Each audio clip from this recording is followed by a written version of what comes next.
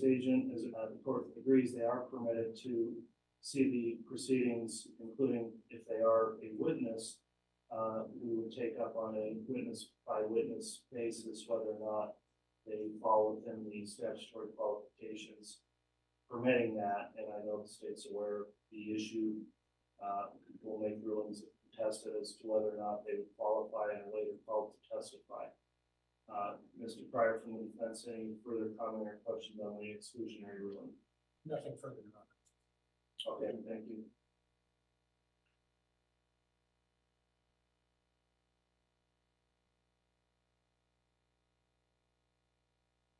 All right, this time then we will have the jurors brought in. Yes, sir.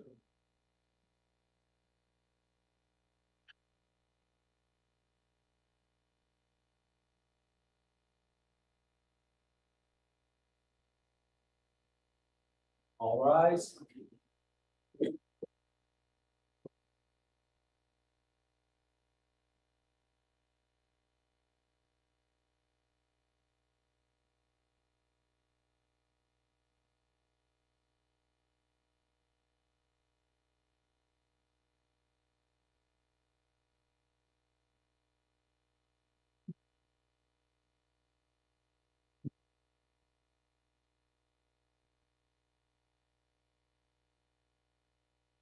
Oh, the jury is present and accounted for. All right, thank you, Mr. Bale. Please be seated.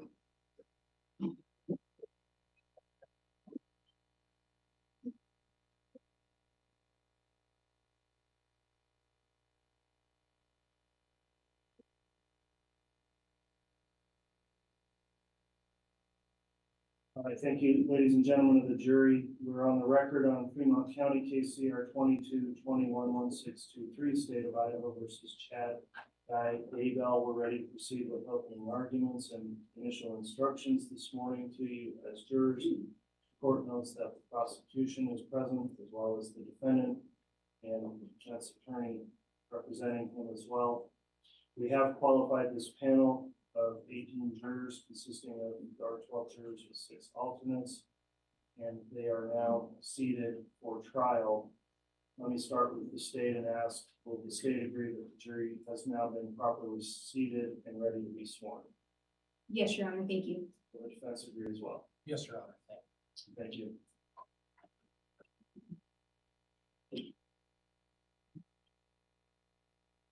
All right, ladies and gentlemen of the jury, thank you for returning this morning. You're now seated as jurors in the case before us. As previously been told, I'm Stephen W. Boyce, the District Judge of Fremont County in charge of this courtroom trial. I'll briefly reintroduce you to some of our court personnel assisting here today. Shannon Holstein, seated to my right, is the clerk who is keeping minutes of the trial proceedings, will be marking trial exhibits and administering oaths to you as jurors and to the witnesses. We do have our courtroom bailiffs as well who assist with keeping order in the courtroom and helping the jury move about where they're supposed to throughout the day, and in enforcing any conduct orders we have in effect here for the trial.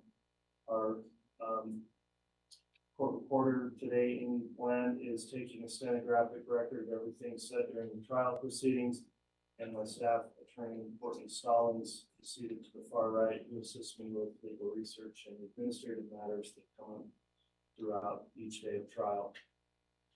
Each one of you has been qualified, examined, and selected to serve as a juror of this court. The clerk will now have a roll call of our seated jurors. Please, Madam Clerk, if you would conduct the roll call. As to each juror, once your juror number is announced, please just indicate present or here verbally so we acknowledge that on the record. Madam Clerk. Juror 27, present. Juror 219. Here. Juror 505. Here. Juror 631. Here. Juror 653. Here. Juror 686. Present. Juror 752. Present. Juror 1680. Present. Juror 823. Here. Juror 1358. Here. Juror 1365. Here. Juror 716. Here. Juror 751. Here. Juror 997. Here. Juror 1078. Juror 1577. Here. Juror 1271. Juror 1382. Present. Thank you, Madam Clerk. This case has been brought by the state of Idaho. I'll sometimes refer to the state as the prosecution. State is here represented in this trial by Lindsay Blake, the Fremont County prosecutor. Ms. Blake, could you please stand briefly? Also, Rob Wood is the Madison County prosecutor. Ingrid Beatty is a special assistant prosecutor. And Rocky Wixom is a Fremont County deputy prosecutor.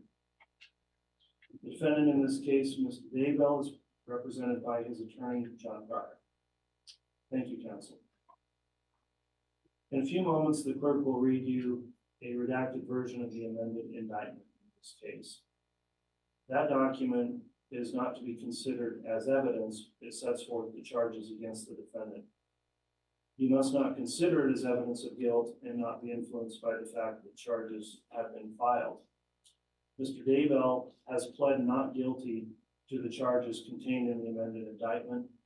And please remember, again, it's a description of charges. It is not evidence. Under our law and system of justice, every defendant is presumed to be innocent. This means two things. First, the state has the burden of proving the defendant guilty. The state has that burden throughout the trial. The defendant is never required to prove his innocence, nor does the defendant ever have to produce any evidence at all. Second, the state must prove the alleged crimes beyond a reasonable doubt. A reasonable doubt is not a mere possible or imaginary doubt. It is a doubt based on reason and common sense. It may arise from a careful and impartial consideration of all the evidence or from a lack of evidence. If after considering all the evidence you have a reasonable doubt about the defendant's guilt, you must find the defendant not guilty. The duty of the jury is to determine the facts and then apply the law set forth in the instructions I will later give you to those facts. In this way, you will decide the case. In applying the court's instructions as to the controlling law, you must follow those instructions regardless of your opinion of what the law is or what the law should be or what any lawyer may state the law to be. During this course of the trial, including opening statements, you're instructed that you are not to discuss this case among yourselves or with anyone else, including using the internet or social media or any other form of communication, electronic or otherwise. Do not conduct any personal investigation or look up any information from any source, including the internet, and do not form an opinion as to the merits of the case until after the case has been submitted to you for your determination. The court's given you that instruction now multiple times, and I will continue to give you that instruction. And again, that's not because I don't think you're not paying attention. It's just important enough. We'll keep reiterating that. And I will note we received the juror affirmations today from each of the jurors indicating they have followed that instruction. So thank you for that. At this time then, the next matter we'll take up is to have this jury placed under oath for trial. At this time then, Madam Clerk, if you're ready to administer the oath, I'll have the jurors stand and be placed under oath. When you stand, then please raise your right hands. You solemnly swear or affirm that you will try the cause now on trial and a true verdict rendered herein according to the law and the evidence, so help you God. All right, thank you. Please be seated.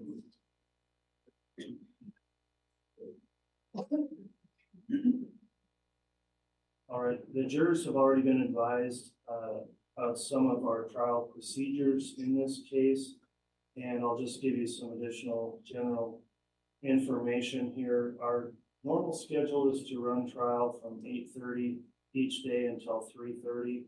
At times that will need to be modified for certain reasons. Sometimes we have matters to be argued outside of your presence. Sometimes during the recesses, they may seem to go long because we're conducting other court business outside of your presence. But we will take recesses through the morning and also in the afternoon. If anyone is uncomfortable, needs a break or recess for some specific reason, please notify the bailiff and we'll do our best to accommodate each of you and keep you comfortable while you're here.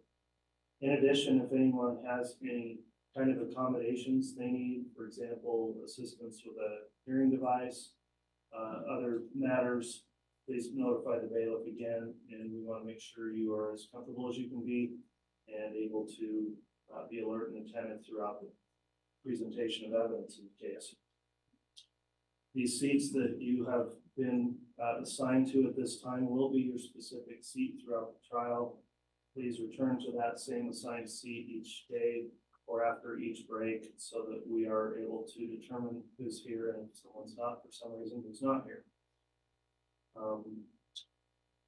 If there are interruptions at times during the trial, I know that can be frustrating, but we'll work our best to keep those to a minimum, move the trial as long as efficiently as possible, but at times it just takes time to hear motions that are necessary outside of your presence. And then the courtroom and your location for deliberations, as well as during the trial where you'll be held. We've provided, of course, access to restrooms and other needs you may have. I'll address your compensation here. State law allows you for $10 a day for your jury service. However, after 5 days, that bumps up to $40 a day. So this trial is expected to go some time. You'll likely get into that increased range of compensation, and that's pursuant to Idaho Code 2215. You're also entitled, I believe, to a mileage reimbursement for travel each day, and that can further be explained to you if you have any questions. Also, you may notice from time to time, or a lot of the time, I'm looking at monitors here during the trial. I do have case information here and availability to access and research things from the bench. And so if you notice me looking at those monitors, it's generally to assist me in trial issues that come up. At this time, then the court will provide the jury with some additional jury instructions. As I read through these, it's somewhat lengthy, and I will notify you that you don't have to necessarily memorize everything I'm saying. When the trial is concluded and you deliberate, you will have printed copies of these instructions to return to for reference. And if you'll give me just a moment here, I have a brief inquiry to make with my staff attorney.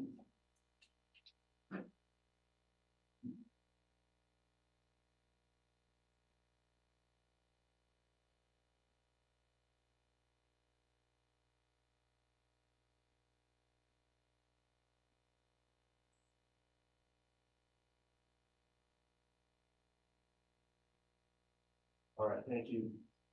Now that you've been sworn as jurors to try this case, I'll go over with you what will be happening. I will describe how the trial will be conducted and what we will be doing.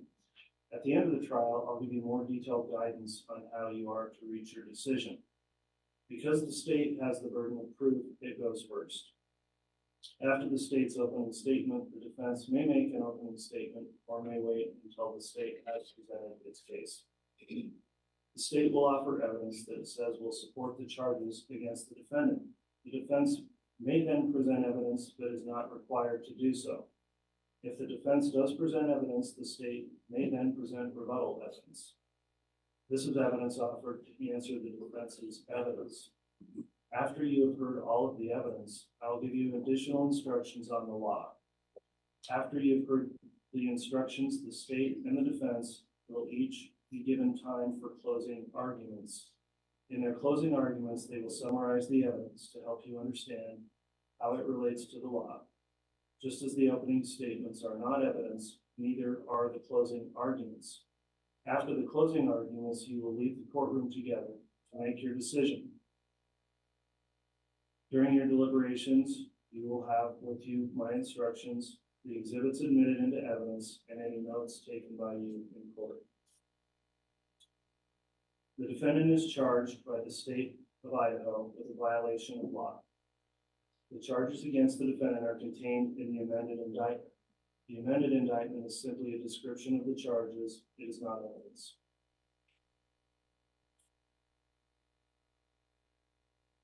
Jury instruction number 3. The defendant, Chad Daybell, has been charged in the amended indictment with certain counts of entering into a conspiracy with Lori Daybell and or Alex Cox and or other co-conspirators. The crime of conspiracy involves an agreement by two or more persons to commit a crime. You must only consider the evidence against the defendant, Chad Daybell, in this case, and should not speculate as to any other case or legal proceedings involving any alleged co-conspirators. You must remember that the defendant, Chad Daybell, has the presumption of innocence, and you must consider his guilt or innocence based solely on the evidence provided in this case. Instruction number 4. It is alleged that the crimes charged were committed on or about or on or between a certain date. If you find a crime was committed, the proof need not show that it was committed on that precise date. Instruction number 5. Under our law and system of justice, the defendant is presumed to be innocent. Presumption of innocence means two things. First, the state has the burden of proving the defendant guilty. The state has that burden throughout the trial. The defendant is never required to prove his innocence, nor does the defendant ever have to produce any evidence at all. Second, the state must prove the alleged crime beyond a reasonable doubt. A reasonable doubt is not a mere possible or imaginary doubt. It is a doubt based on reason and common sense. It may arise from a careful and impartial consideration of all the evidence or from lack of evidence. If after considering all the evidence you have a reasonable doubt about the defendant's guilt, you must find the defendant not guilty. Jury instruction number 6. A defendant in a criminal trial has a constitutional right not to be compelled to testify. The decision whether to testify is left to the defendant, acting with the advice and assistance of the defendant's lawyer. You must not draw any inference of guilt from the fact that the defendant may not testify, nor should this fact be discussed by you or enter into your deliberations in any way. Jury instruction number 7. If during the trial I may say or do anything which suggests to you that I am inclined to favor the claims or positions of any party, you will not permit yourself to be influenced by any such suggestion. I will not express nor intend to express, nor will I intend to intimate any opinion as to which witnesses are or are not worthy of belief, what facts are or are not established, or what inferences should be drawn from the evidence. If any expression of mine seems to indicate an opinion relating to any of these matters, I will instruct you to disregard it. Jury instruction number 8. Your duties are to determine the facts, to apply the law set forth in my instructions to those facts, and in this way to decide the case. In doing so, you must follow my instructions regardless of your own opinion of what the law is or should be, or what either side may state the law to be. You must consider them as a whole, not picking out one and disregarding others. The order in which the instructions are given has no significance as to their relative importance. The law requires that your decision be made solely upon the evidence before you. Neither sympathy nor prejudice should influence you in your deliberations. Faithful performance by you of these duties is vital to the administration of justice. In determining the facts, you may consider only the evidence admitted in this trial. This evidence consists of the testimony of the witnesses, the exhibits offered and received, and any stipulated or admitted facts. The production of evidence in court is governed by rules of law. At times during the trial, an objection may be made to a question asked a witness, or to a witness's answer, or to an exhibit. This simply means I'm being asked to decide a particular rule of law. Arguments on the admissibility of evidence are designed to aid the court and are not to be considered by you nor affect your deliberations.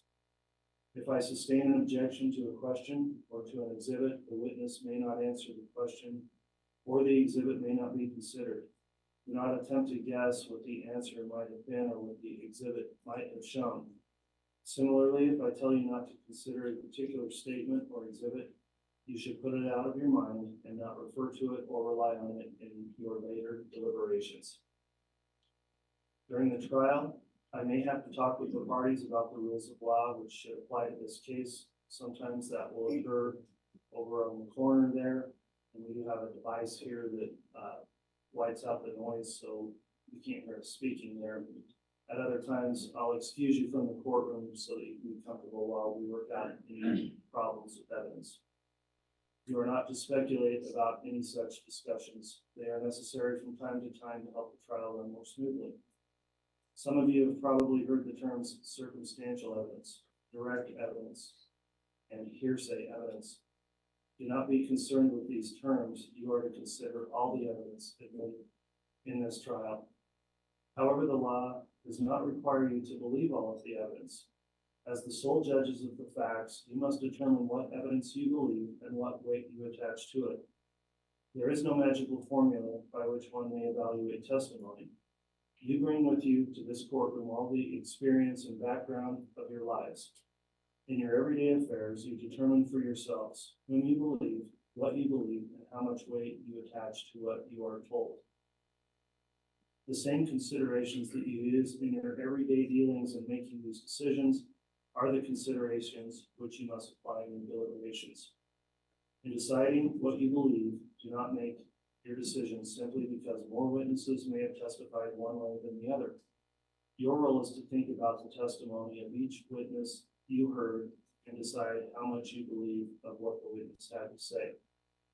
A witness who has special knowledge in a particular matter may give an opinion on that matter. In determining the weight to be given such an opinion, you should consider the qualifications and credibility of the witness and the reasons given for the opinion.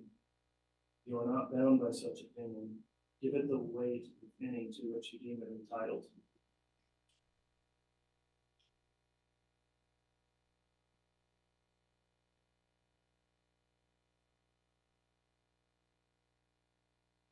Jury instruction number 9, at the conclusion of the trial, you will decide as to each charge whether the state has proved the defendant guilty beyond a reasonable doubt. The subject of penalty or punishment is not to be discussed or considered by you in making these decisions. That is a matter which must not in any way affect your verdict. Jury instruction number 10. The state is seeking the death penalty in this case.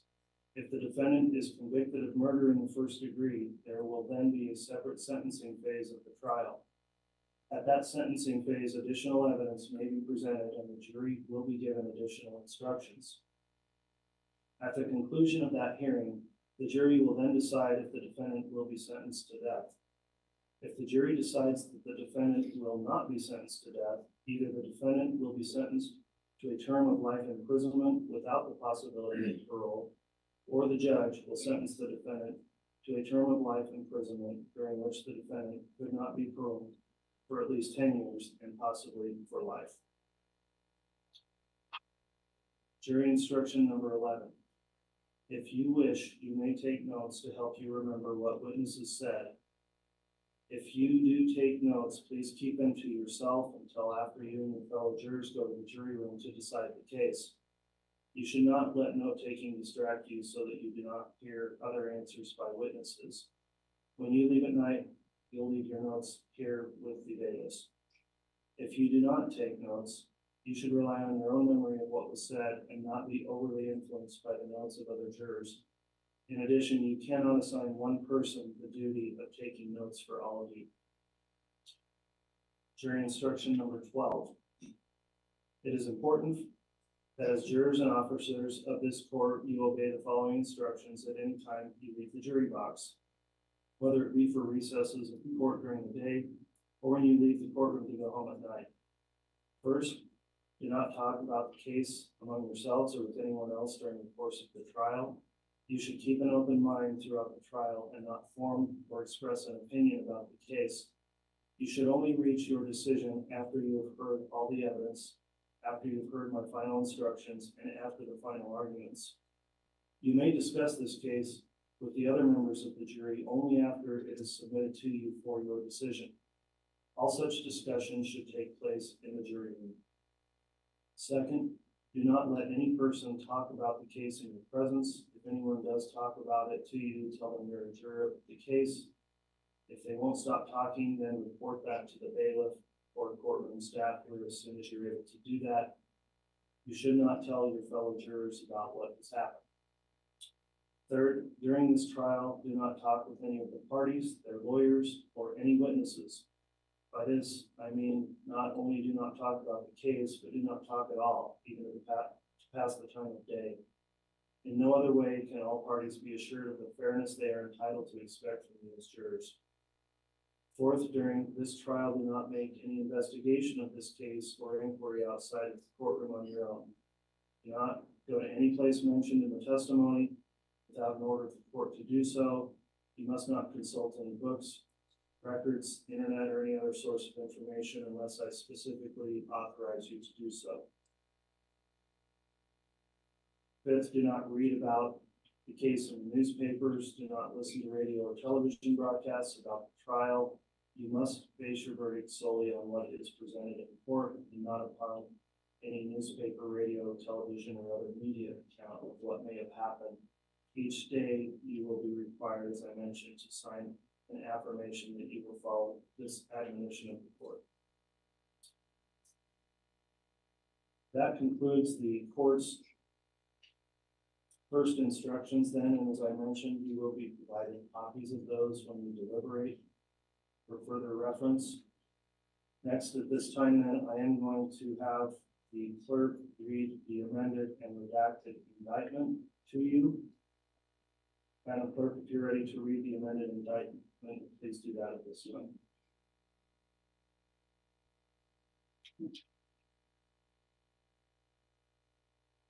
In the District Court of the 7th Judicial District of the State of Idaho and in for the County of Fremont. State of Idaho plaintiff versus Chad Daybell defendant, case number CR 22211623, amended indictment. Chad Daybell is accused by the grand jury of Fremont County by this indictment as follows. Count 1, conspiracy to commit first-degree murder and grand theft by deception. The defendants, Chad Daybell and or Lori Vallow and or Alex Cox, deceased, and or other co-conspirators, both known and unknown, on or between the dates of October 26, 2018, and continuing until January 15, 2020, in the County of Madison, State of Idaho, and elsewhere, including Fremont County, Idaho, and as part of a continuing criminal transaction and common scheme or plan in Madison and Fremont counties, Idaho, did willfully and knowingly combine, conspire, confederate, and agree to commit murder in the first degree of Tylee Ryan and to commit grand theft by deception. Count 2, first-degree murder. The defendant, Chad Daybell, on or between the 8th and 9th day of September 2019, in the County of Madison, State of Idaho, and as part of a common scheme or plan for continuing criminal transactions in Madison and Fremont counties in Idaho, were concerned in the commission of a first-degree murder and did aid and abet in its commission, or not being present, advised and encouraged its commission, or by command compelled another to commit the crime, and did so with malice aforethought, and did so willfully, deliberately, and with premeditation, which resulted in the death of a human being, to wit, either kill Tylee Ryan and or assist in the killing of Tylee Ryan, and or did encourage the killing of Tylee Ryan, and or did command another to kill Tylee Ryan in violation of the oath. Count 3, conspiracy to commit first-degree murder and grand theft by deception.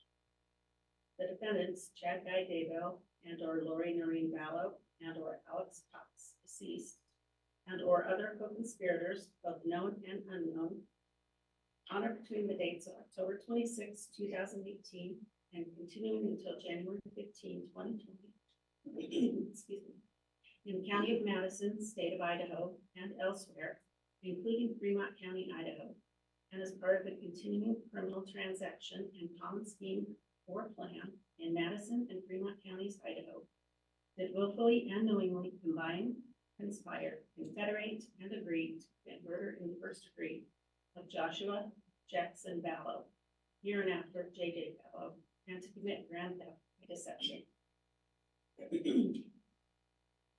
Count 4, first-degree murder. The defendant, Chad Daybell, on or between the 8th and 9th day of September 2019 in the county of Madison, state of Idaho, and as part of a common scheme or plan for continuing criminal transactions between Madison and Fremont counties in Idaho, were concerned in the commission of a first-degree murder and did aid and abet in its commission, were not being present, advised and encouraged its commission, or by command compelled another to commit the crime, and did so with malice aforethought, and did so willfully, deliberately, and with premeditation, which resulted in the death of a human being. To it, did either kill J.J. Ballo and or assist in the killing of J.J. Ballo, and or did encourage the killing of J.J. Ballo, and or did command another to kill J.J. Ballo in violation of Idaho code. Count 5, conspiracy to commit first-degree murder. The defendants, Chad Daybell and or Lori Noreen Ballo and or Alex Cox, deceased, and or other co-conspirators, both known and unknown, on or between the dates of October 26, 2018, and continuing until January 15, 2020, in the county of Fremont, state of Idaho, and elsewhere, including Madison County, Idaho, and as part of a continuing criminal transaction in common scheme or plan in Fremont and Madison counties, Idaho, did willfully and knowingly combine, conspire, confederate, and agree to commit murder in the first degree of Tammy Daybell, and did combine or conspire to commit murder, and one or more of such persons did enact to effect the object, combination, or conspiracy. Count 6, first-degree murder. The defendant, Chad Daybell, on October 18 to 19, 2019, in the county of Fremont, state of Idaho, was concerned in the commission of first-degree murder and did aid and abet in its commission, or not being present, advised and encouraged its commission, or by command compelled another to commit the crime, and did so with malice aforethought, and did so willfully, deliberately, and with premeditation, which resulted in the death of a human being, to wit, did either kill Tammy Daybell, and or assist in the killing of Tammy Daybell, and or did encourage the killing of Tammy Daybell, and or did command another to kill Tammy Daybell in violation of Idaho code. Count 7, insurance fraud.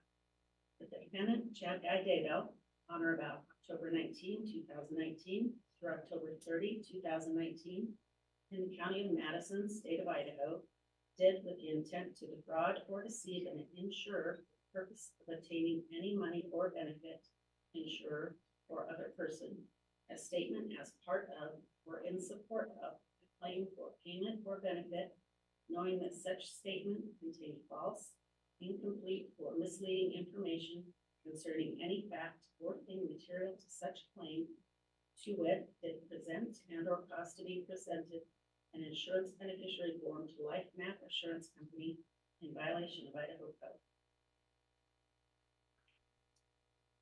Count 9, insurance fraud.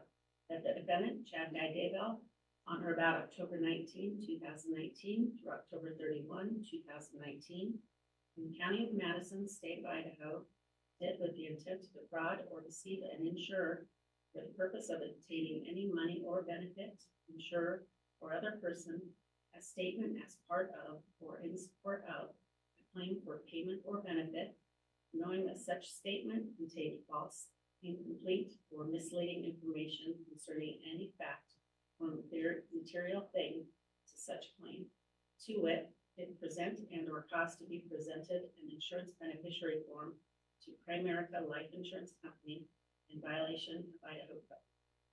Signed as a true bill on the 24th day of May, 2021, signed by the deputy presiding grand juror, acting as presiding grand juror in Fremont County, state of Idaho. And to these charges, the defendant has entered a plea of not guilty. All right, thank you very much, Madam Clerk, for reading the redacted amended indictment. In this case, again, I will advise the jurors, remember the indictment is a description of charges. It is not evidence. That concludes the court's opening instructions and the reading of the indictment. The jury's been sworn as well.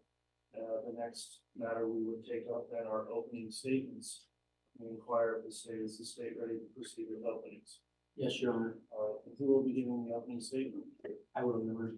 Very well. Mr. Wood, you may present your opening.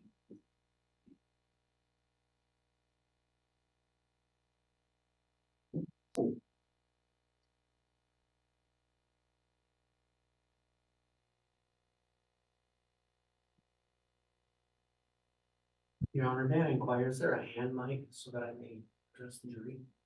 I think we do have one. Might take us a moment to get it over to you. And then I do have a PowerPoint attached. All right.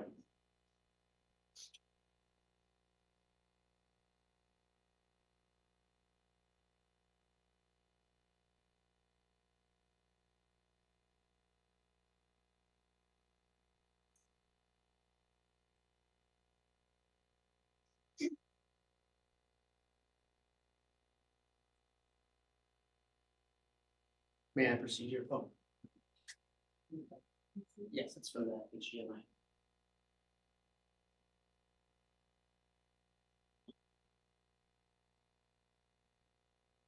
May I proceed, Your Honor? Yes, you.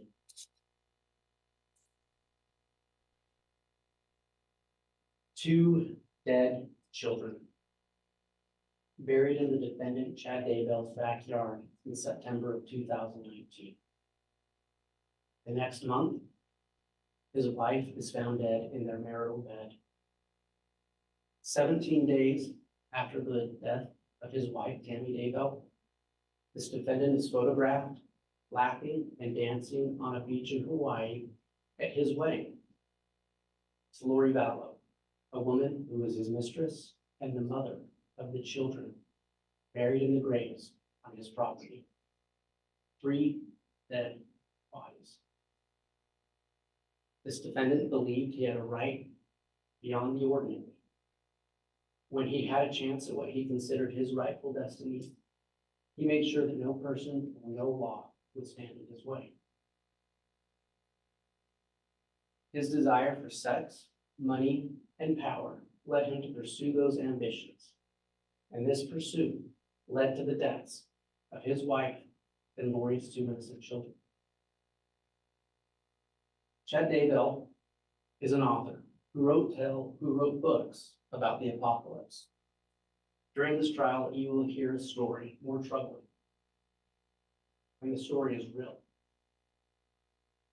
Chapter 1. The defendant was a seemingly ordinary man.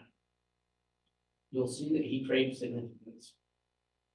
He worked in journalism and he worked as a sexton in a graveyard. He married his wife Tammy in 1990 after meeting at Brigham Young University, and they settled in Utah. As a full-time homemaker and mother, Tammy's love for her family was boundless. Together, Tammy and the defendant started a small publishing company, which Tammy supported in many ways. They had 5 children together. They moved to Idaho, where Tammy became a beloved school librarian. She was devoted to service, her community, and her faith. But for this defendant, that ordinary existence was not enough. Chapter 2. Lori Vallow was a homemaker from Arizona. Your Honor, this mic just... Sorry, Mr. Wood. Let's see if we get a replacement mic. I think I got it working now. Okay. I noticed that the PowerPoint is not up. Yeah, look, I think your mic's off. Yeah. Okay, I didn't turn it off this time, so You might have a bad battery.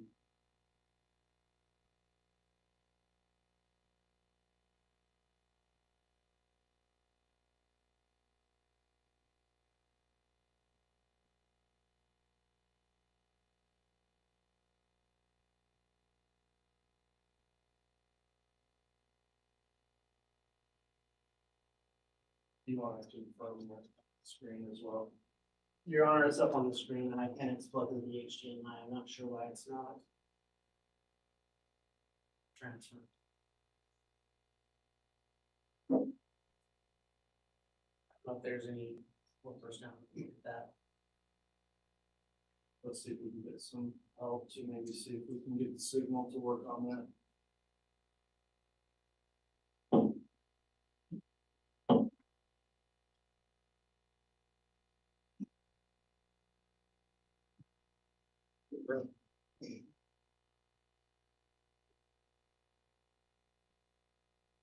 Sorry. Can I proceed? Yeah, but I'm still not sure on the mic. Is that mic working? Check. Okay, thanks. Apologies for the interruption, writing down. Chapter 2. Lori Vallow was a homemaker from Arizona. She was married to her fourth husband, Charles Vallow, and she was the mother to Tylee Ryan and JJ Vallow. Tylee was a normal, vibrant teenage girl. She loved her friends.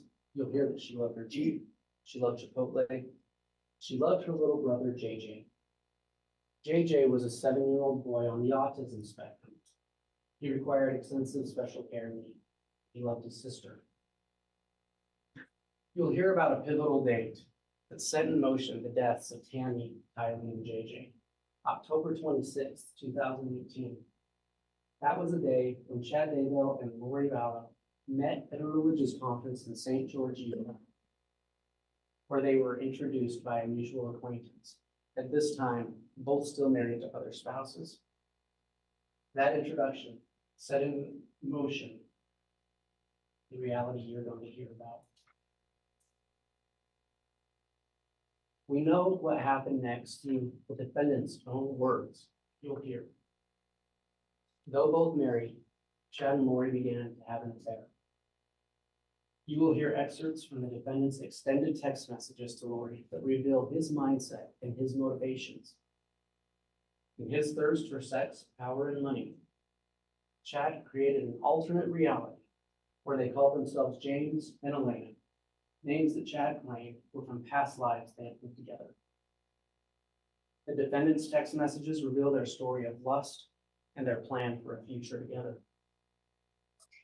Chad Daybell wrote that upon meeting Lori Vallow, he experienced a happiness unmatched by anything else in his 50 years. He was captivated by her appearance, so much so he said she was out of his league. You will hear evidence in his own words, how he was taken by her beauty and spoke about their sexual encounters on many occasions. More than anything else, Chad's obsession with Lori was rooted in her adoration for him. She was the mirror reflecting the grandeur he saw in himself. He called her an exalted goddess. He told her in writing that she had returned to earth to perform a special mission. Part of that mission included being with him. They soon came together and turned their dreams into a plan for the future. One free from what they called obstacles, and those obstacles were Tylee, JJ, and Tammy. Chapter 3. You'll hear that in the world that Chad and Lori planned for themselves, they identified those who stood in the way of their dream as dark. Their spouses, Lori's own children, and any who oppose them were labeled sometimes as dark spirits or even zombies. This was more than an alleged belief of right-wing labor. The evidence will show that it was a convenient narrative that dehumanized people who stood in their way and who were labeled as obstacles. This narrative gave them the pretext to remove people from this world for their own good.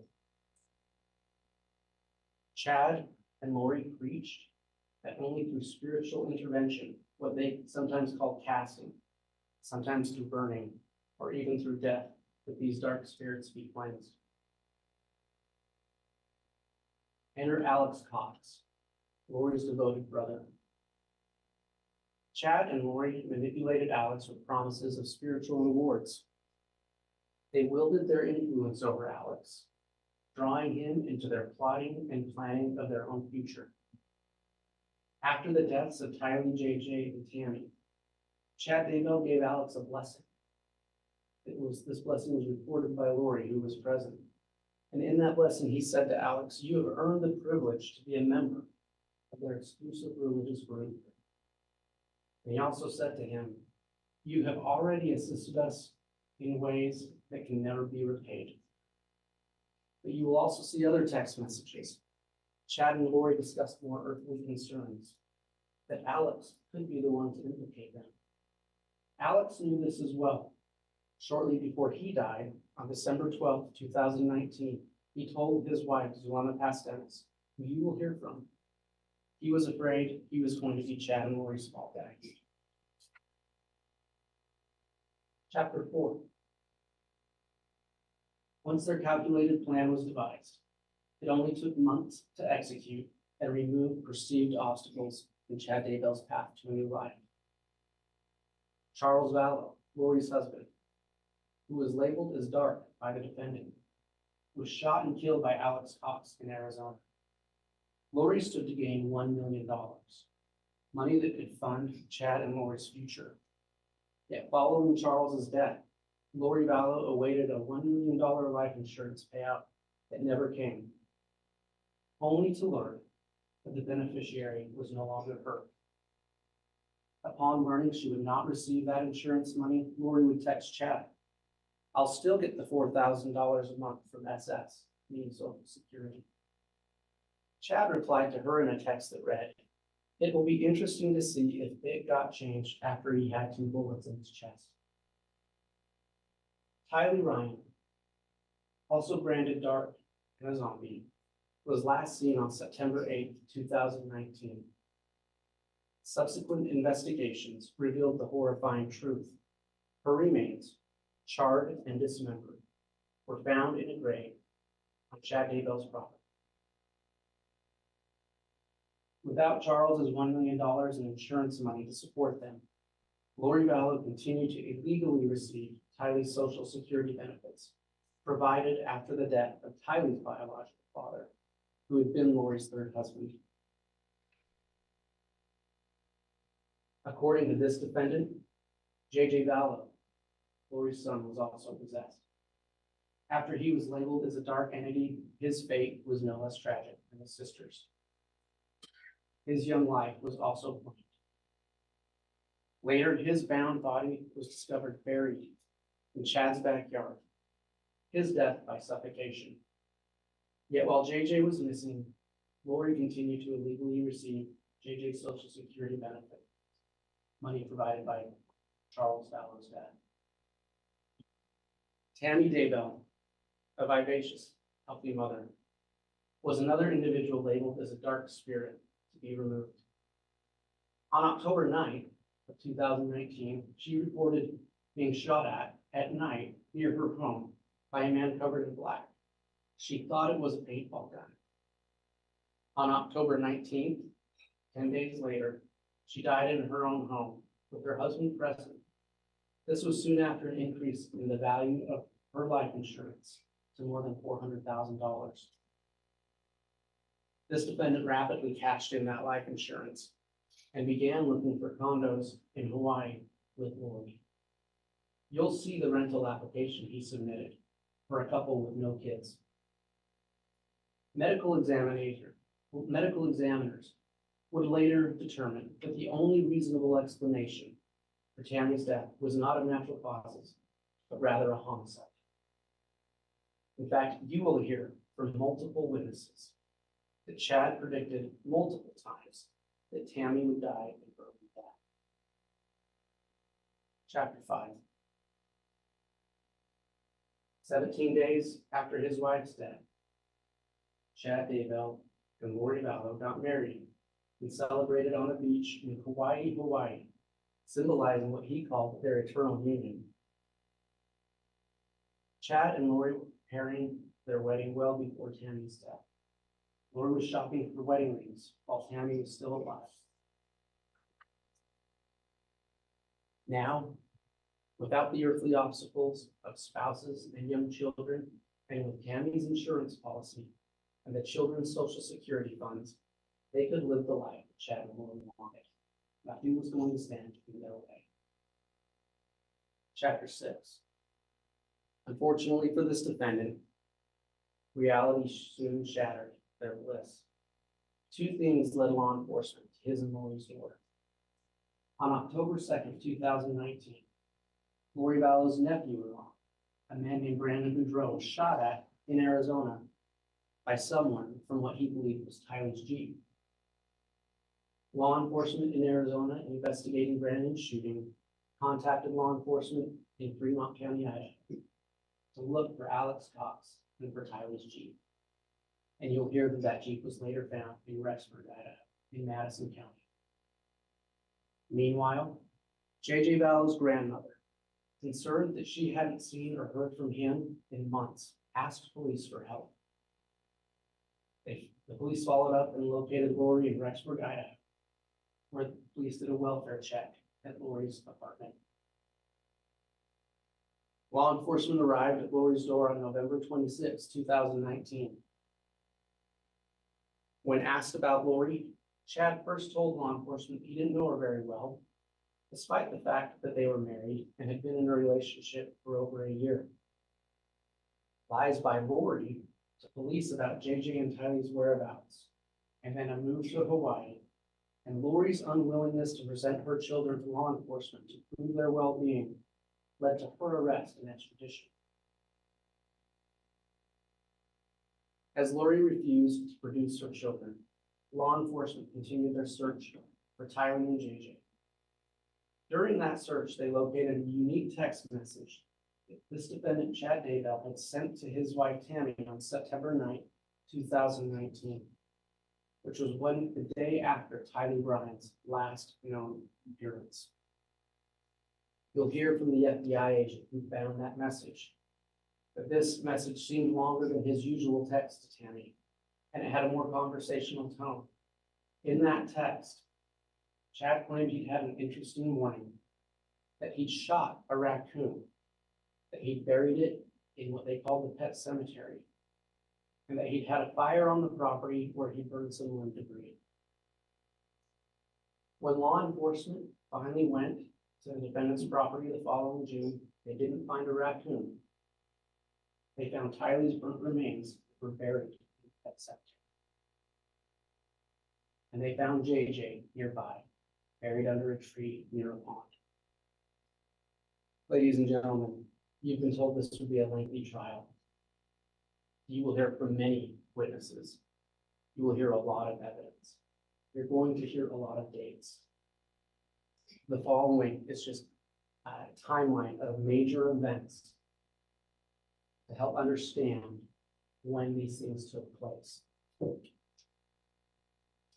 October 26, 2018, Chad and Lori meet in St. George, Utah. July 11, 2019, Charles Vallow, Lori's husband, shot and killed by Alex Cox. Between August 31st and September 1st, Lori, Alex Cox, and Tylee and JJ moved to Rexburg, Idaho, just a few miles south of the defendant's home. Tylee's last known sighting was September 8, 2019. The text I just spoke of about the raccoon was sent by the defendant to his wife September 9, 2019. JJ's last known sighting you'll hear about September 22nd. The attempted homicide of Brandon Boudreaux in Arizona was October 2nd. The shooting I mentioned of Tammy, the shooting at her, the unsuccessful shooting, October 9th, 2019. Tammy's death, October 19th, 2019. 17 days later, Chad and Lori marry in Hawaii. Law enforcement did a welfare check looking for JJ November 26, 2019 in Rexburg, Idaho. November 26th and 27th, Chad and Lori leave town. June 9th, 2020, Tylee and JJ's remains are found on Chad's property. As I said, you're going to hear a lot of evidence from a lot of witnesses. And there's going to be different groups of evidence you're gonna hear from. You'll hear from law enforcement, some of whom will give you a broad overview of the investigation and what they did, how the search for Tylee and JJ drew to a case of murder. You'll hear how it began by people who knew Lori and Chad, the James and Elena. You'll hear about the James and Elena story and about their relationship with each other and how they pursued their dream, their plan for a life together. You'll hear in the defendant's own words, people referred to as obstacles, how they need to be gotten rid of. You're going to hear financial evidence. You'll hear from an FBI forensic accountant and a detective, a Social Security administrative investigator who will talk about the finances involved in this case. You'll hear more from law enforcement, from multiple law enforcement agencies, the Rexford Police, the Fremont County Sheriff's Department, the FBI, Social Security Administration, about the investigation into these crimes. You will see forensic evidence. You'll see DNA testing to identify the body of Tylee. You'll see DNA testing that showed DNA from Tylee was found on at least 2 tools in the defendant's shed.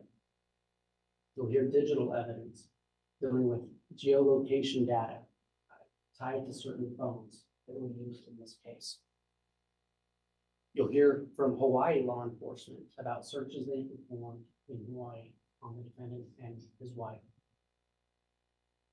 And finally, you will hear many of this defendant's own words. You will hear voice recordings of this defendant. You'll hear, recorded phone calls between him and his wife, Chad Daybell. You'll read multiple texts that he and Lori sent back. Another text he sent.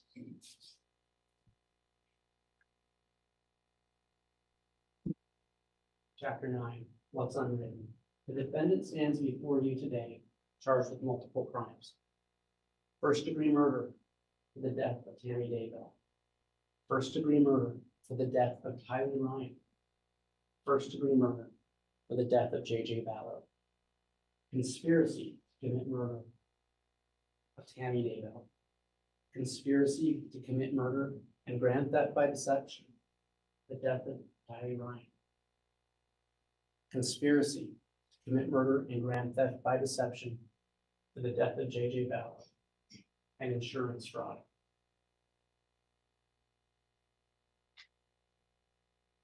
Two dead children buried in this defendant's backyard. The next month, his wife dead in their bed. 17 days later, this defendant marries Lori Ballo.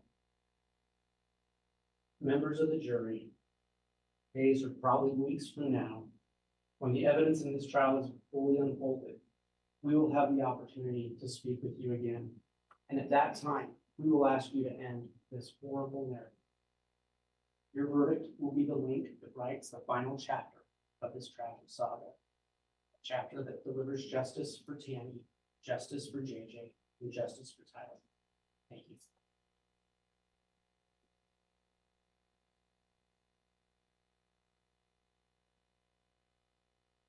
All right, thank you, Mr. Wood. That will conclude the opening statement of the state.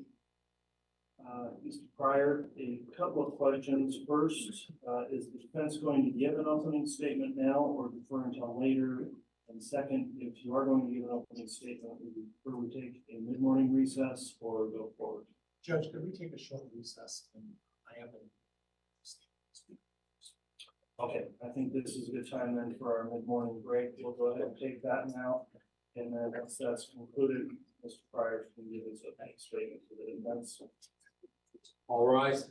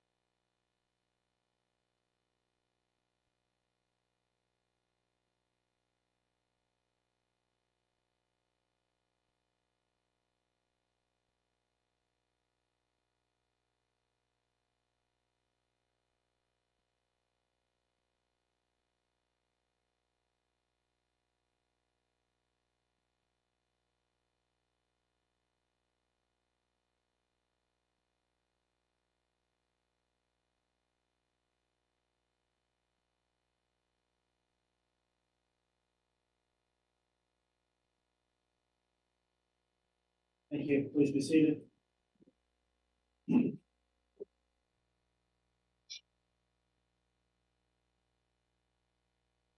Please have the jury, bro. Mr. Rock.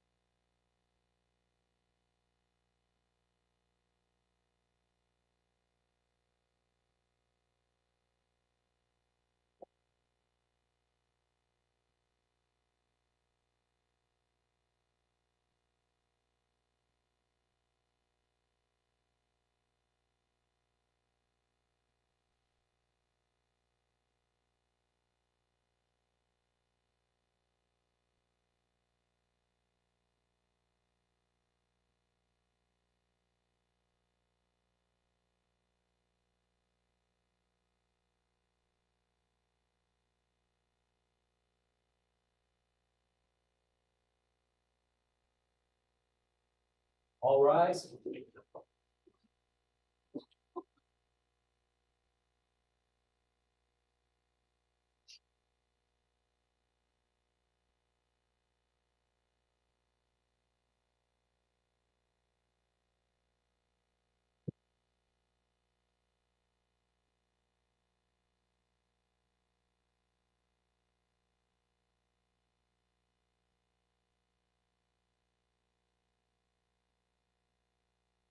Very present and accounted for. All right, thank you. Please be seated.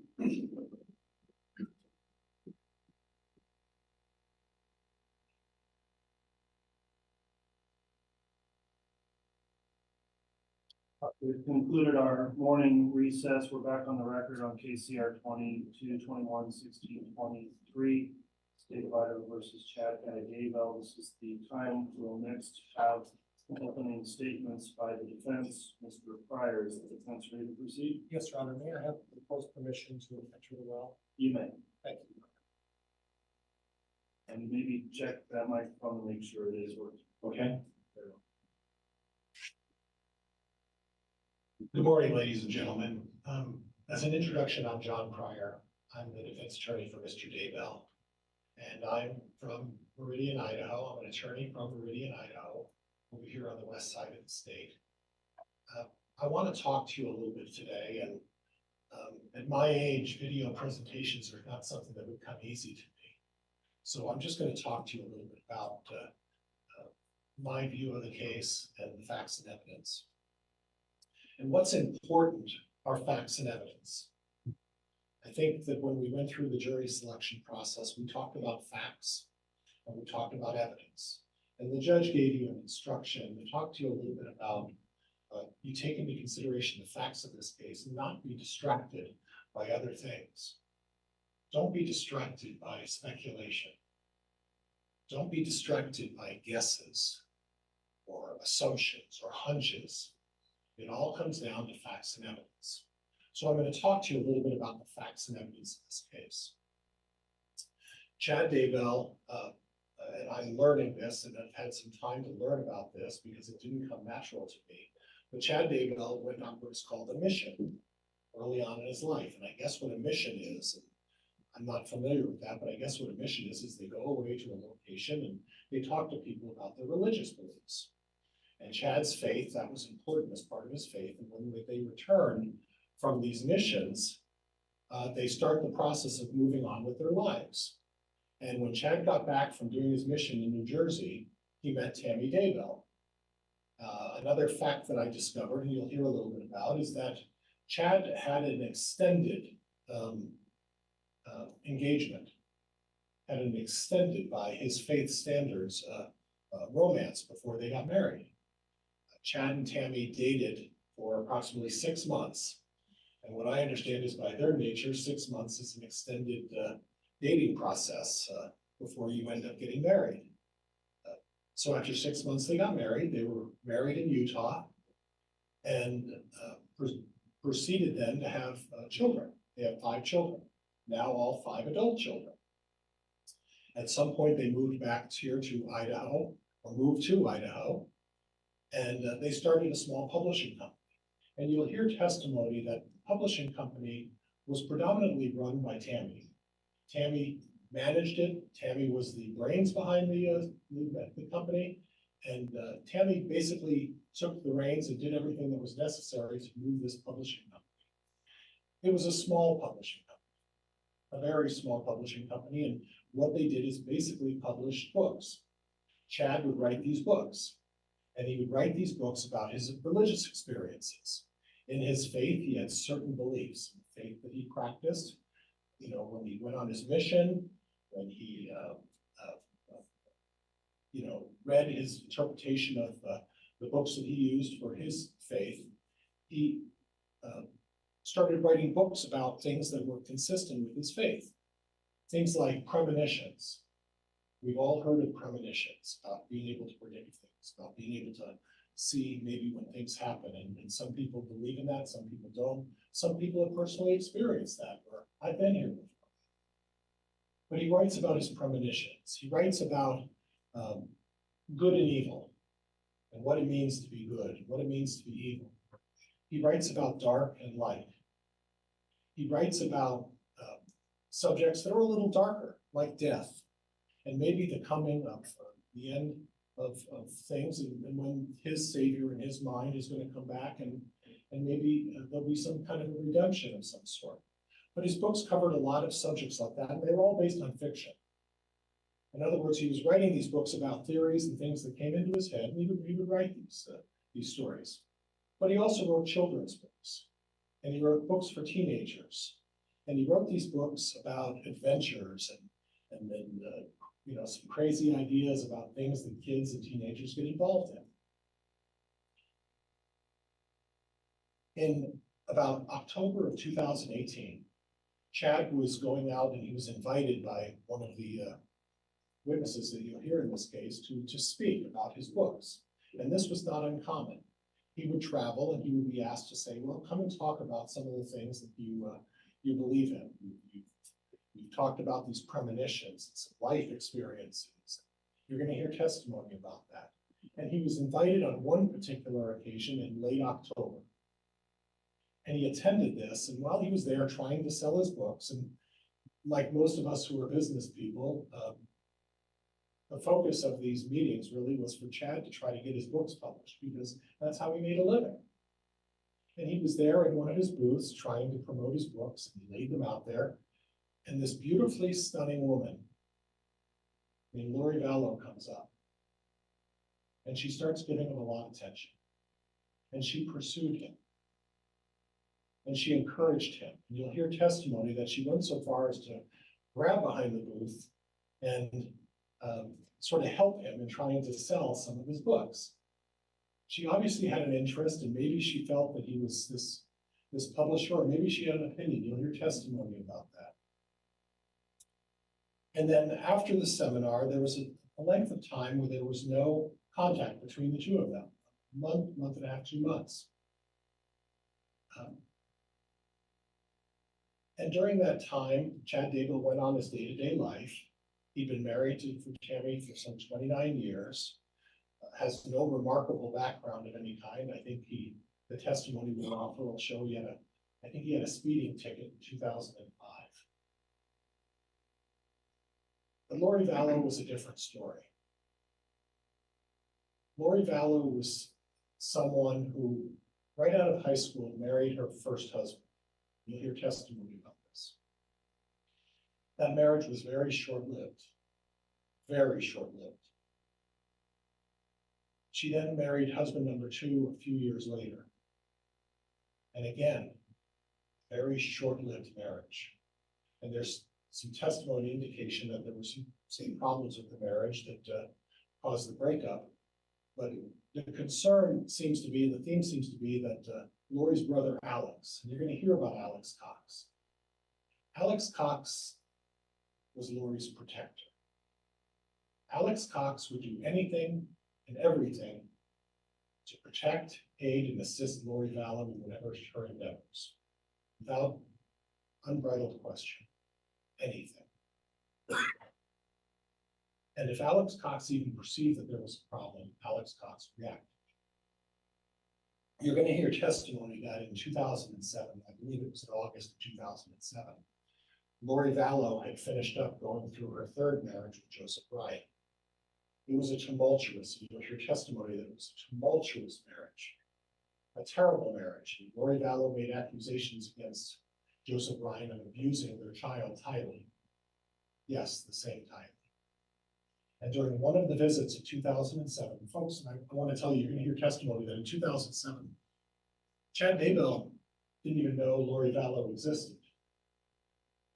But Alex Cox, after one of the exchanges and the visitations with Tylee, Alex Cox approached Joseph Ryan and shot him with a taser and assaulted him.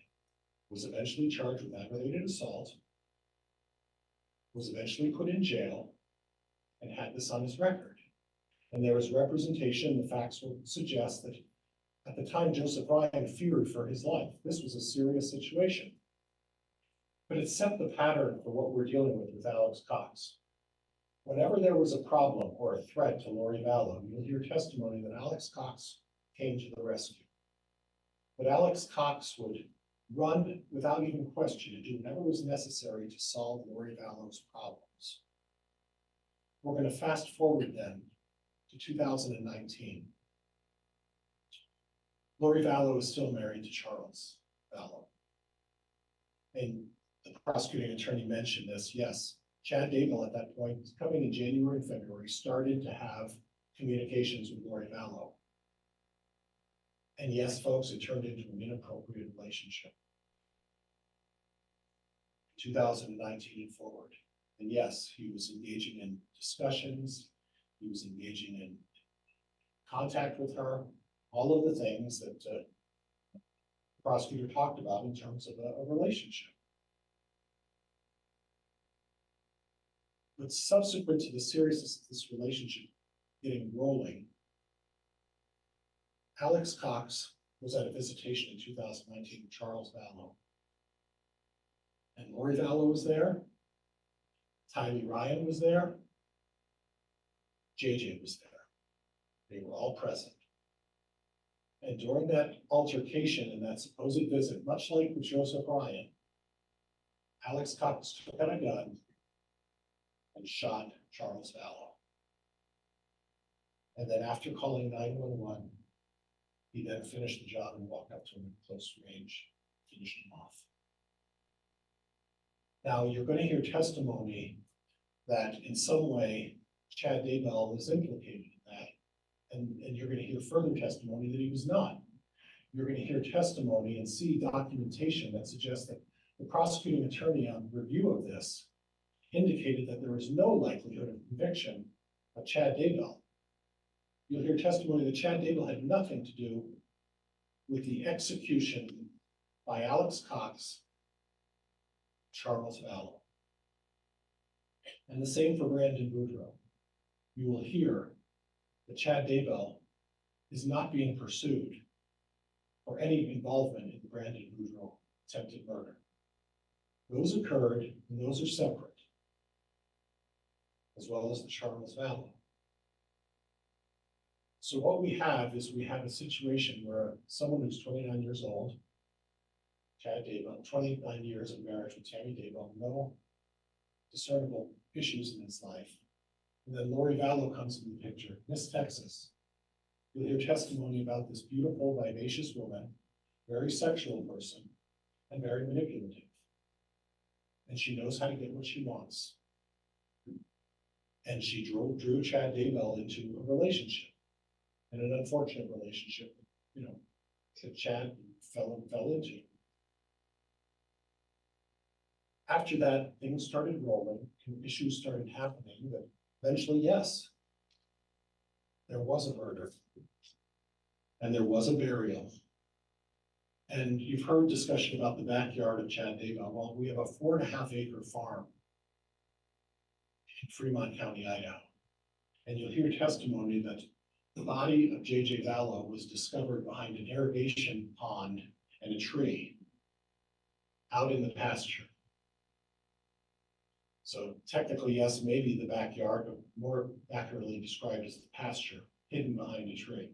You're going to hear testimony that also in the middle of this pasture was a raspberry patch, former raspberry patch, that was then turned into a place for them to bury the cats, the dogs, and all of the animals on the farm. Okay? Again, out in the pasture of the field and not the backyard. You'll hear testimony about that. You're going to hear from 4 experts that I'm going to bring forward. And these 4 experts, the first one is going to be Dr. Greg Hampinkian. And Dr. Hampinkian is a bit of a notable local from Boise State University. And Dr. Hampinkian is a DNA expert, considered one of the best DNA experts. He's been involved and has significant work that he's done on both the defense and for the prosecution.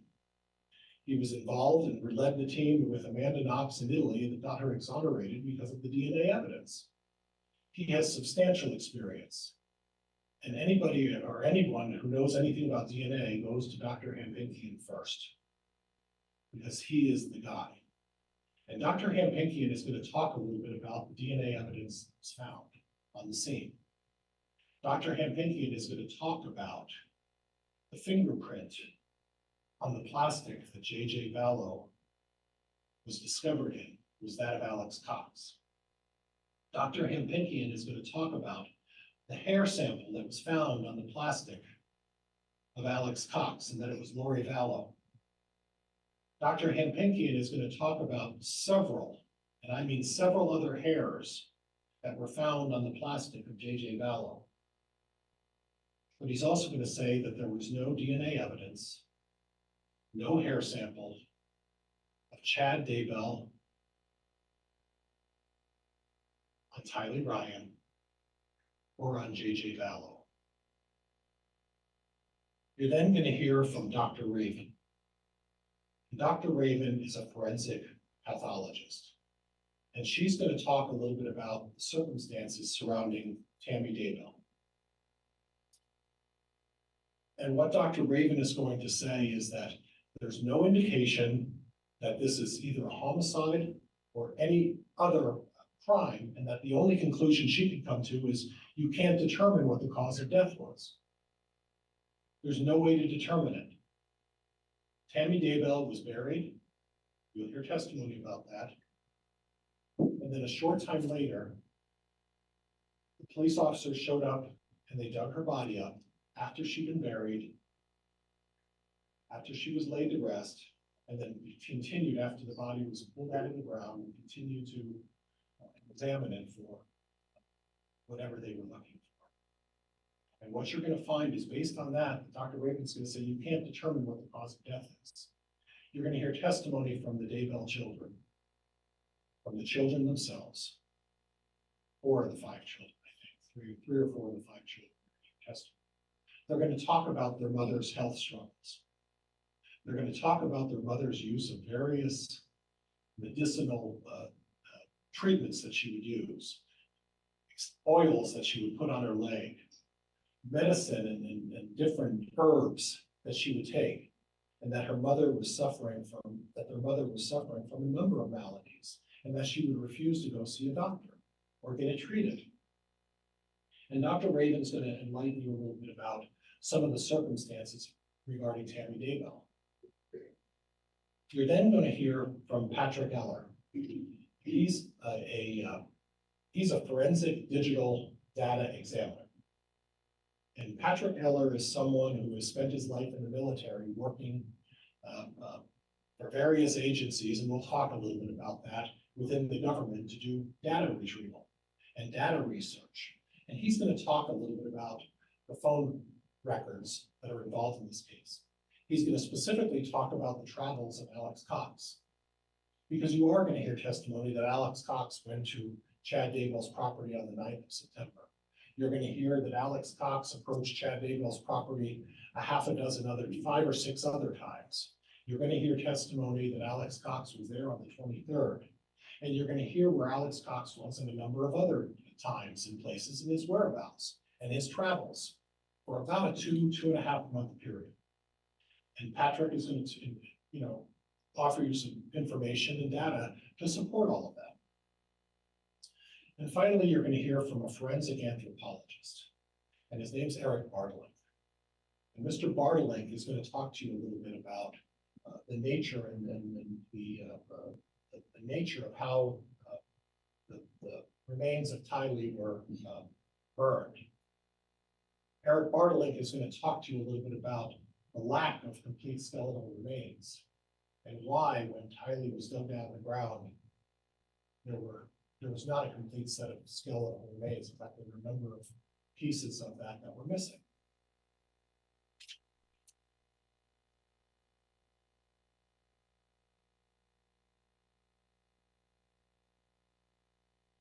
You're going to hear a lot of evidence, and the judge has talked to us a little bit about not making a decision until you hear all of the evidence. And there's a specific jury instruction that talks about that. The jury instruction is, you know, consider all the evidence. Listen to the instructions from the court on how you're to proceed. Listen to the arguments of the prosecuting attorney and the defense. And then and only then do you make your decision.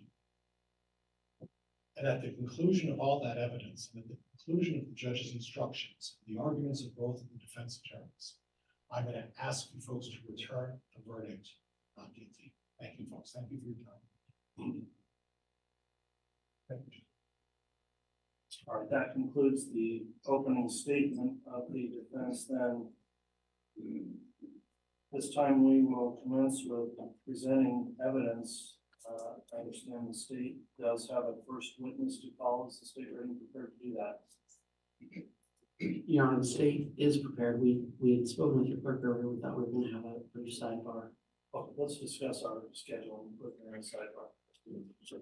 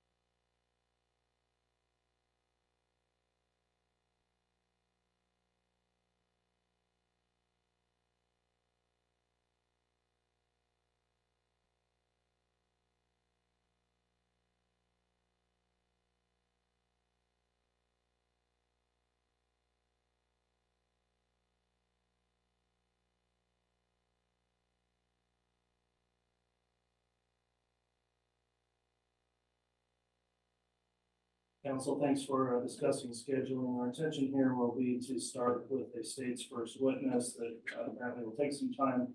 So we will plan on taking a lunch hour also at right around noon if possible. So Mr. Wood, are you going to be calling the first witness? Yes, Your Honor, and the state will be calling Ray Hermosillo. All right, well, go ahead and call your witness. We'll have him come up and sworn.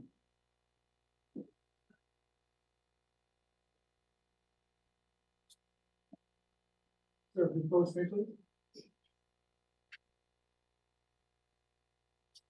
When you're facing Madam Clerk, raise your right hand and be sworn. Solemnly swear or affirm the testimony you're about to give will be the truth, the truth, and nothing but the truth, so help you God. All right.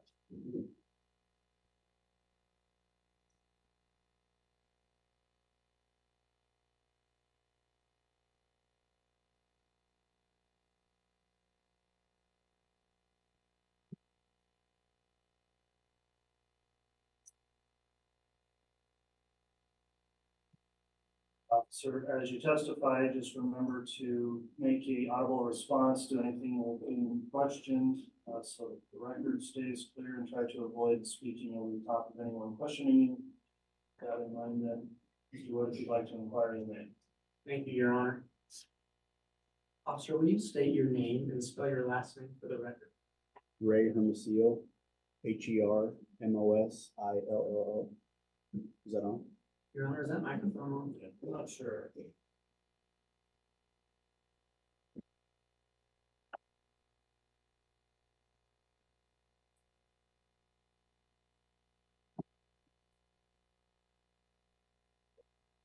Yeah. Yeah, why don't you go ahead and start over and just talk right into the mic, please. Detective, will you state your name and spell your last name for the record? Ray Hermosillo, Hermosillo. Thank you. Detective Hermosillo, what is your occupation? I'm currently a lieutenant in the detective division for the Rexburg Police Department. How long have you been a detective? 5 years. And how long were you involved in law enforcement before you became a detective? Before I was a detective, 18 years. Have you worked for any other law enforcement agency other than the Rexburg Police? No, And are you post-certified? I am. Detective, have you been involved in the case regarding Chad Daybell? Yes, I have. Do you know what Chad Daybell looks like? I do. Is he present in this courtroom? He is. He's at the defendant's table for sure in a low street time. Thank you.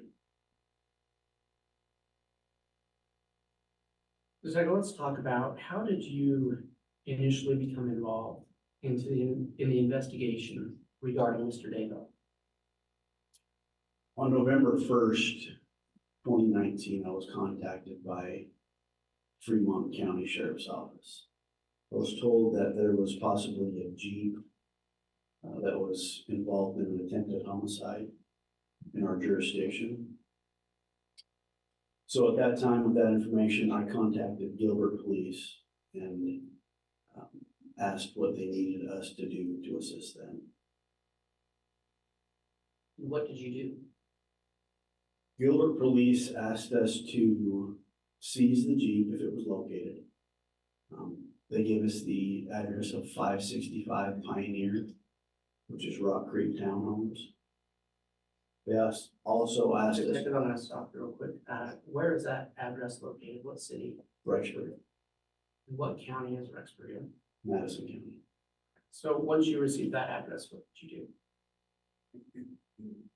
Gilbert asked us to seize the Jeep if we had located the Jeep. They also asked us to perform intermittent surveillance. So at that time, that's exactly what we did. And when you say intermittent surveillance, what did you do to perform that surveillance? When we were driving around, when there was no other calls coming in, we would park in front of the residence, behind the residence, take photographs of anybody leaving or coming in. That's basically what we did for the surveillance. And do you recall what dates you did that surveillance? The dates were between November 1st and November 4th when I located the Jeep at 565 Pioneer. Did you ever, see the defendant at that address? I did. There were a few times during the intermittent surveillance that we had taken photographs of the defendant, Mr. Daybell, and Lori Vallow, either coming or going from the residence. And that was between the dates of November 1st and November 4th? Judge, could we, for the record, have this officer established? I'm sorry, 2019. So. Okay, and did you, when you talked about seeing Mr. Daybell, was that between those dates of November 1st and November 4th, 2019? That's correct. And your primary job was to look for a Jeep, is that accurate? Yes, that's correct. Your Honor, I'm gonna ask that the witness be handed what's been marked, the state's exhibit 90. Very well, the court has a courtesy copy and counsel as well.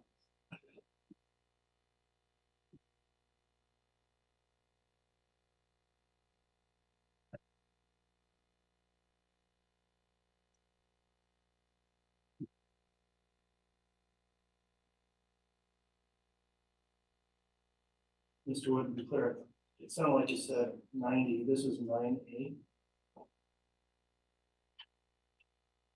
I believe it's 90. Double check.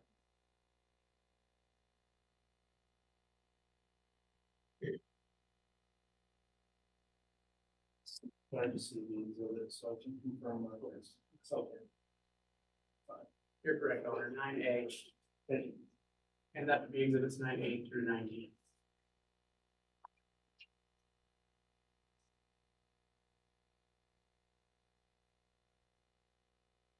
Detective, do you recognize state's exhibits 9A through 9D?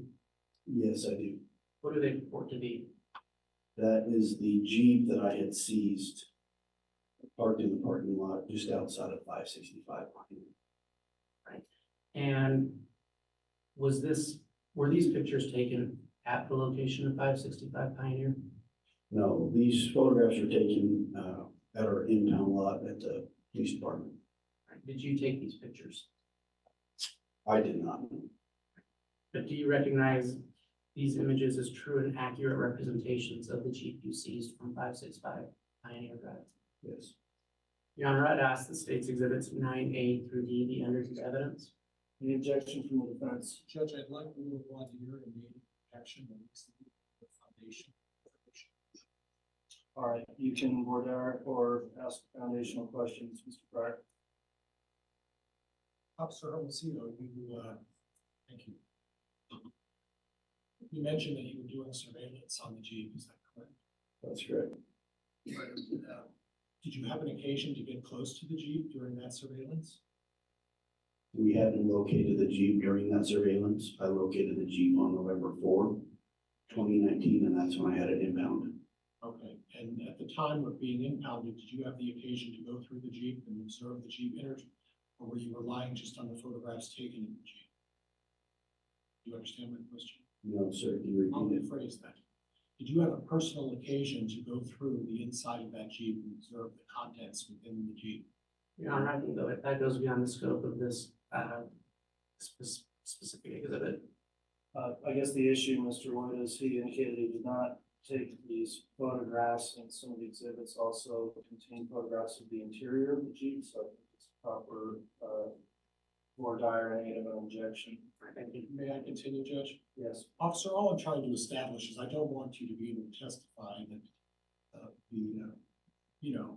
someone else took the pictures and this is what they found. I want you to be able to, you're authenticating and you're under oath to swear that these are accurate photos. I'm trying to find out if that knowledge is based on your personal experience, or is it simply based on the fact that you're relying on somebody else who told you this is what we found? So that's what I'd like you to clarify for me, if you would, sir. Sure. I impounded the Jeep. I was standing next to the officer taking the photographs. And I also went through the Jeep personally. Okay, I withdraw the objection. Thank you, officer. All right, exhibits, 9A through D are admitted. Thank you, may I publish to the jury? You you may want to have a quick sidebar with counsel. Like the reporter.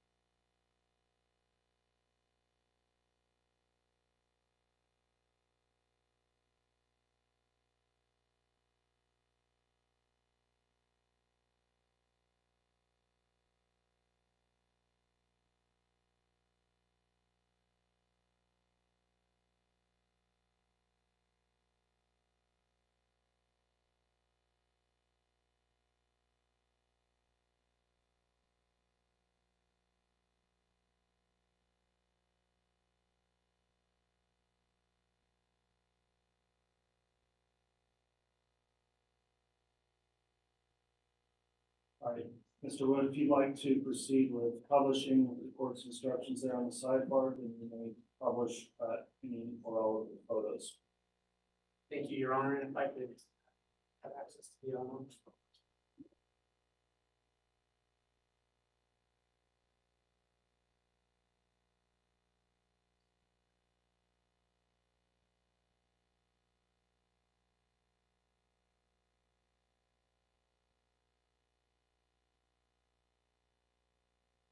Detective, is this what you saw in State's Exhibit A? Yes, Is this the Jeep that you had been assigned to do surveillance for? that's right. Did you ever learn who this Jeep belonged to? I did. Who did it belong to? It was registered to Charles Vallow, but we later determined that Tylee Ryan drove that Jeep. Detective, this is states exhibit 9B. Is this that same Jeep? Yes. That's all I'm gonna publish from now. All right, thank you.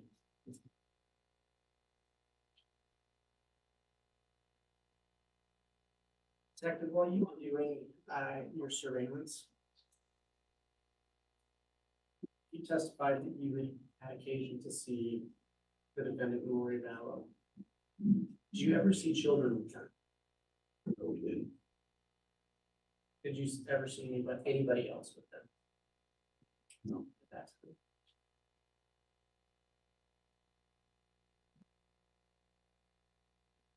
Were you, at that time, were you aware of who J.J. Vallow was? No, Were you aware of who Tylee Ryan was? no, So when you spoke with, is it fair to say that when you were initially contacted by another law enforcement agency, they did not ask you to look for those children at that time? that's correct.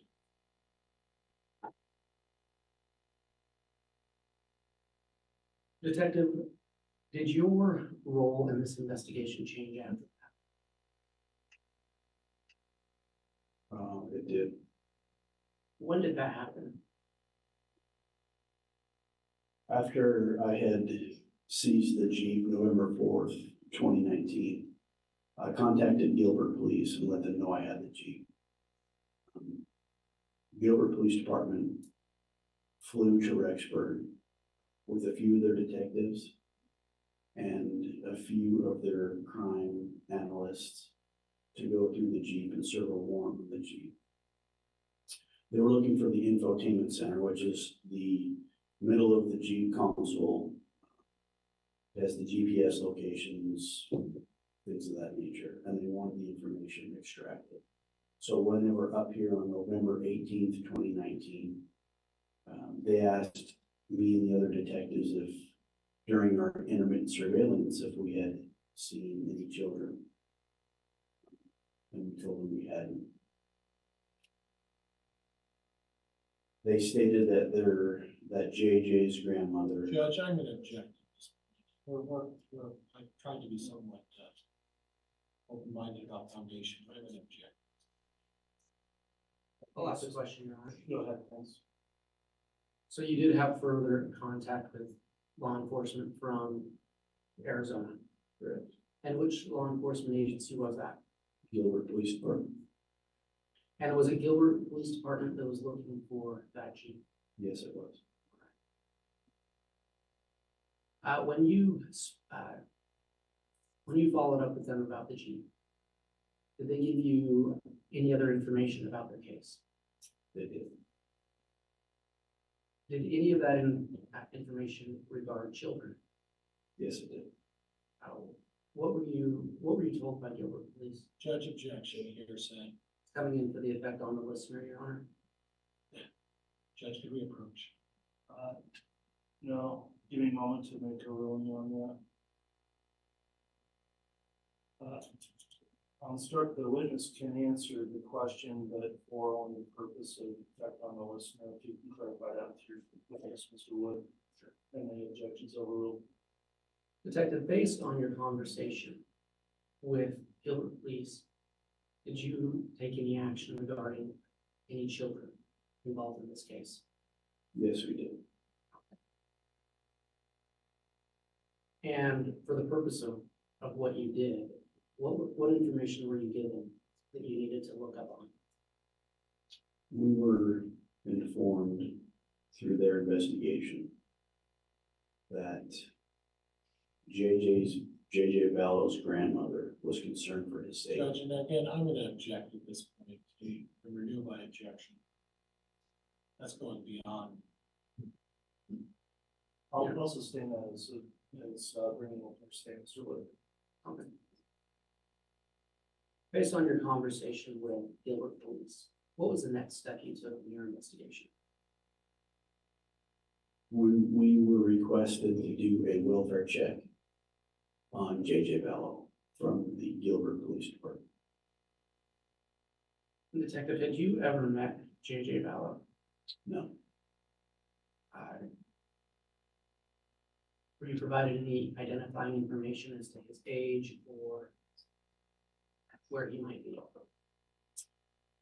we were provided very little information, just a brief description of what he looked like, his age, and where he should be, which was 565. Sorry, 565 Pioneer Road, where he lived with his mother, Lori Bell. Your Honor, I'm gonna ask that the witness be handed State's Exhibit 1.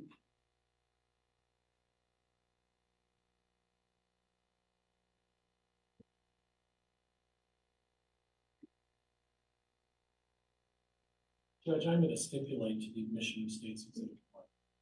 All right, it's being offered, Mr. Wood. Yes, Your Honor. State's Exhibit 1 has been offered without objection. The court will admit State's Exhibit 1.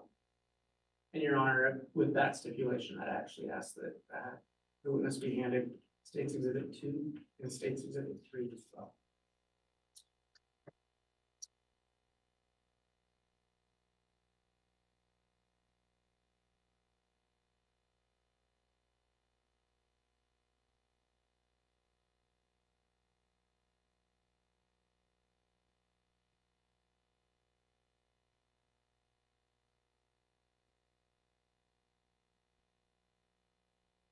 Further stipulate to State's Exhibit 2, stipulate to State's Exhibit 3. Very well. Then presuming they're being offered, State's Exhibits 2 and 3 are also admitted. And Mr. Wood, if they're going to be published, again, the same issue we discussed before, please. That's all I'm doing that. Thank you. Detective, can you look at State's Exhibit 1?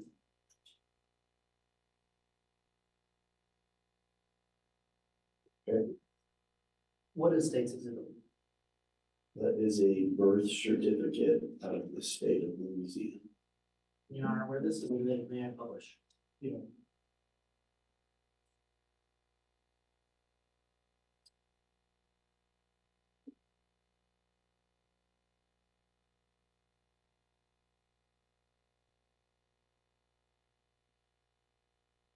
Detective, can you identify who this is a birth certificate for?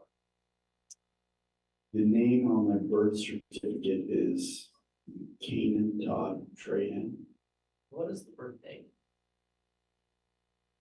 May 25th, 2012. And where is the place of birth?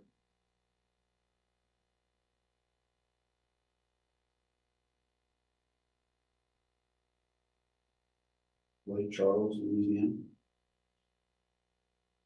Your Honor, if I may publish State's Exhibit 2.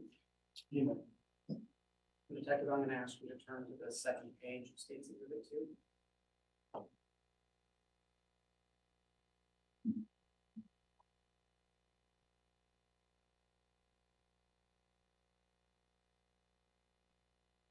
Detective, what is State's Exhibit 2? It's a decree of adoption. And reading through that, are you aware of who that is a decree of adoption for? Yes, Who is it for? Kanan Todd Trahan. And on the bottom of that, can you read the second to the bottom paragraph? That exhibit. The entire paragraph. Yes, please. It is further ordered, the judge and decree that the name of the child, Kanan Todd Trahan, be changed as follows: Joshua Jackson Vallow, and the registrar of the Louisiana Department of Public Health and Statistics is hereby ordered to make the appropriate changes in its records.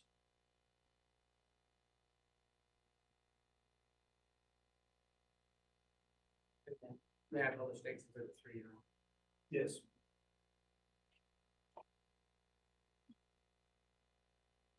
Detective, what is State's Exhibit 3? That is also a birth certificate from the state of Louisiana. And who is it a birth certificate for? Joshua Jackson Bello.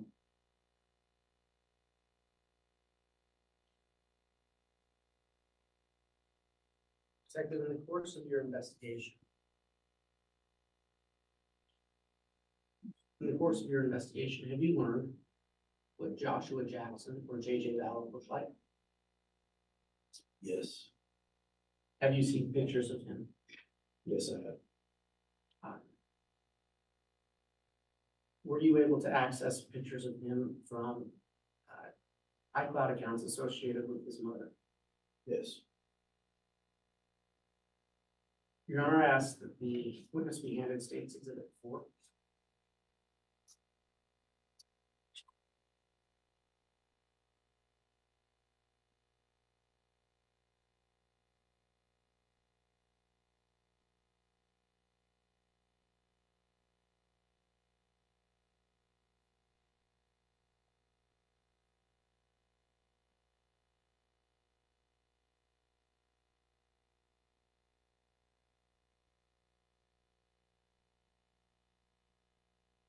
All right, the witness is handed State's Exhibit 4. Detective, you testified that you never met JJ Vallow, correct? correct. How did you come to know what he looked like? Through photographs we were given. Where did you get those photographs? We received a few from Gilbert Police. His grandmother, Kay Woodcock. I think that's all I can remember. And I spoke with you briefly before. Did you ever have occasion to review iCloud accounts belonging to Lori Vallow?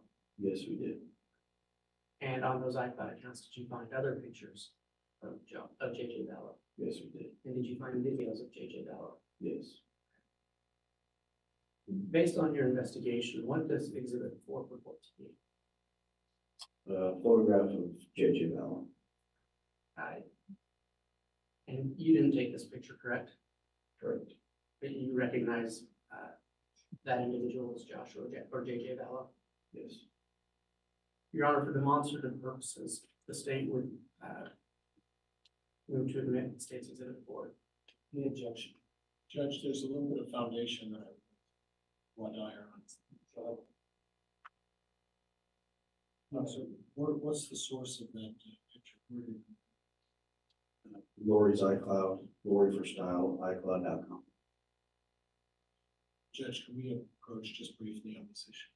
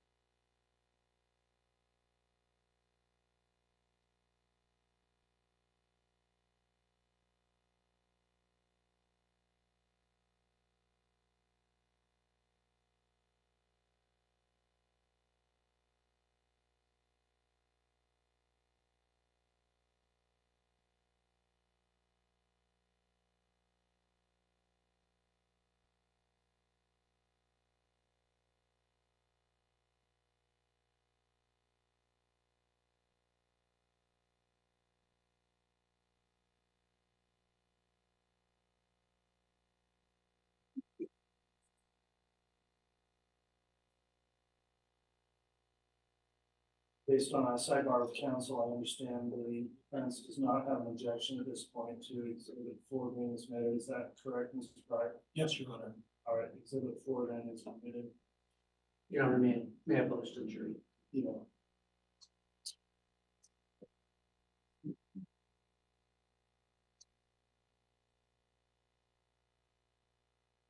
Detective, who is that? That's JJ Vallow.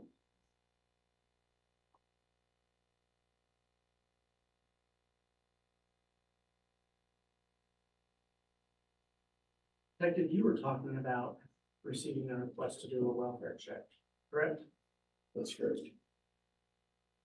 When did you receive that request? On November 25th, 2019, late evening hours, I received a call from Detective Pillar with the Gilbert Police Department. And he requested that Judge, I'm gonna object at this point. A request is a hearsay. At this point, I don't hear an objection on hearsay, so you see.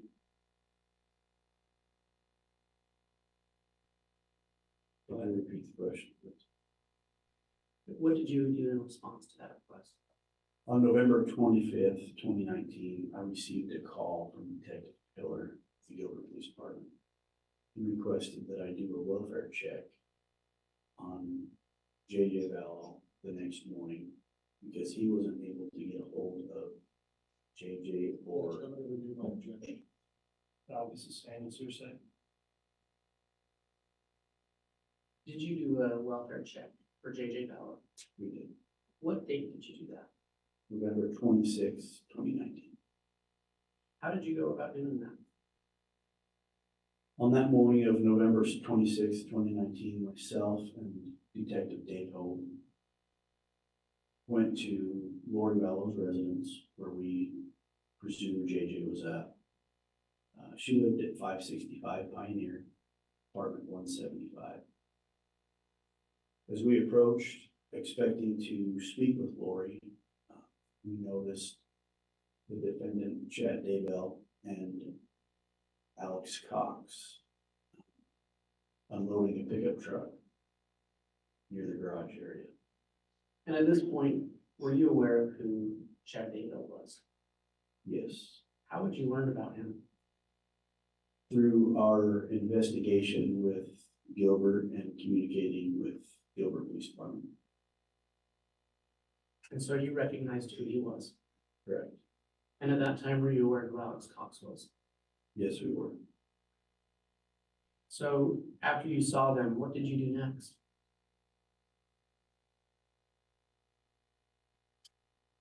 I got out of my vehicle and made contact with Alex.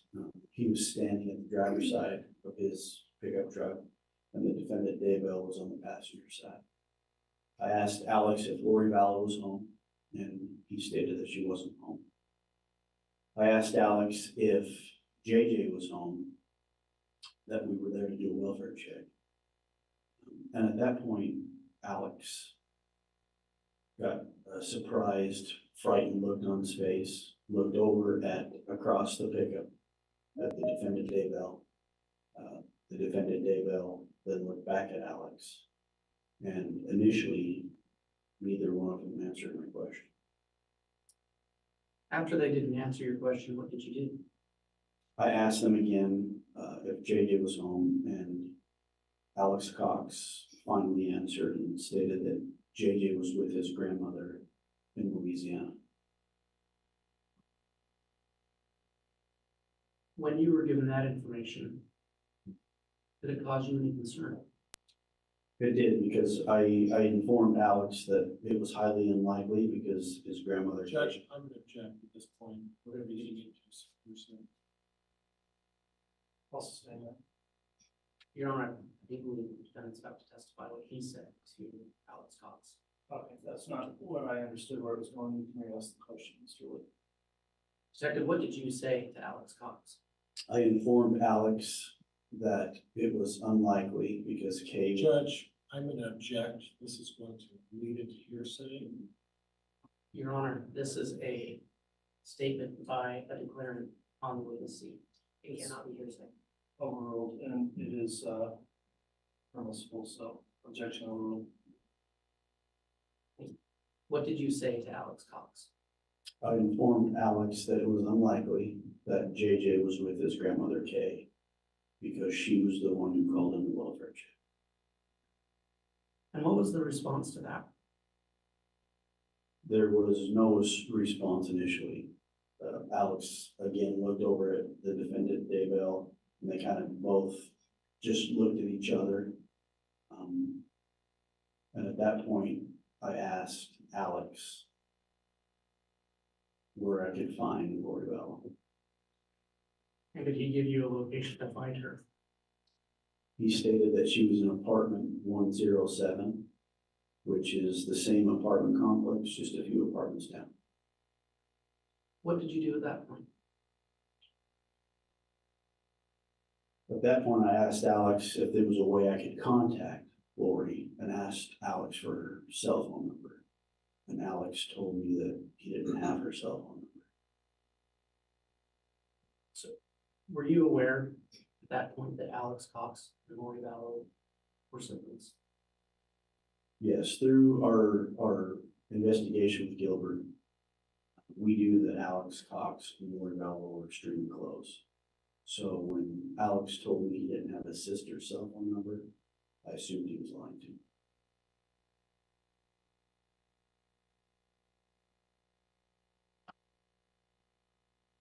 What did you do once you received that information? Myself and Detective Hope left the defendant, Daybell, and Alex at the pickup truck. We went over to apartment 107 to see if we can make contact with Lori. At that point, we were just trying to find JJ Vallow. And were you able to locate him at apartment 107? No, we knocked on apartment 107, there was no answer. So at that point, Detective Hope began knocking on neighbors' doors, see if we could get a hold of anybody who would know if they saw a little boy coming in and out of that apartment or who resided in that apartment. And while Detective Hope was doing that, I started walking back to my vehicle to call for more detectives to come over to our location. Why did you call for more detectives? Because of the deception from Alex. I wanted to figure out what exactly was going on. And we were going to start canvassing the area and knocking on doors, so the more detectives we had on scene, the better it was for us. Detective, to clarify, when you first saw Alex and Chad Daybell, did you speak with Chad Daybell? No, I personally did not. So I believe you testified that you started walking back to the original appointment. Correct. What happened then? As I was approaching my car that was parked in the alleyway, I noticed the defendant Daybell driving towards me in a black Chevy Equinox. It appeared he had just left apartment 175 and was headed towards me in the alleyway. So at that point, I stopped him to have a conversation. What did you ask him? I asked the defendant Daybell, when's the last time you saw JJ Vallow? And he stated it was in October in apartment 107 with Lori Bell. Did you ask him anything else? I did. I asked him how he knew Lori, and he stated he had only met her a couple of times, and that he didn't know her very well. Did that response cause any concern for you? It did. Why? Through our investigation, prior to me making any contact with the defendant Daybell or Alex Cox, we knew that Chad and Lori had been married 2 weeks prior to my conversation with them in the alley. So is it fair to say you were troubled by his gentleman? What happened after that? I asked Mr. Daybell, the defendant Daybell, if he had Lori Vallow's telephone number so I can get hold of her. And he stated he didn't have her phone number. Did you have any further conversation? I did. When I was speaking with the defendant Daybell, Detective Hope saw me talking with him and started to walk back to my location. As he approached, I again asked the defendant Daybell for Lori's number because I assumed he was lying to me based on what I knew. And at that time, he did give me Lori's phone number. Did he tell you why he didn't give it to you in the first place? He did. He stated that he felt I was accusing him of something. And had you accused him of anything? No, I simply asked him the whereabouts of JJ and asked him for his wife's telephone number.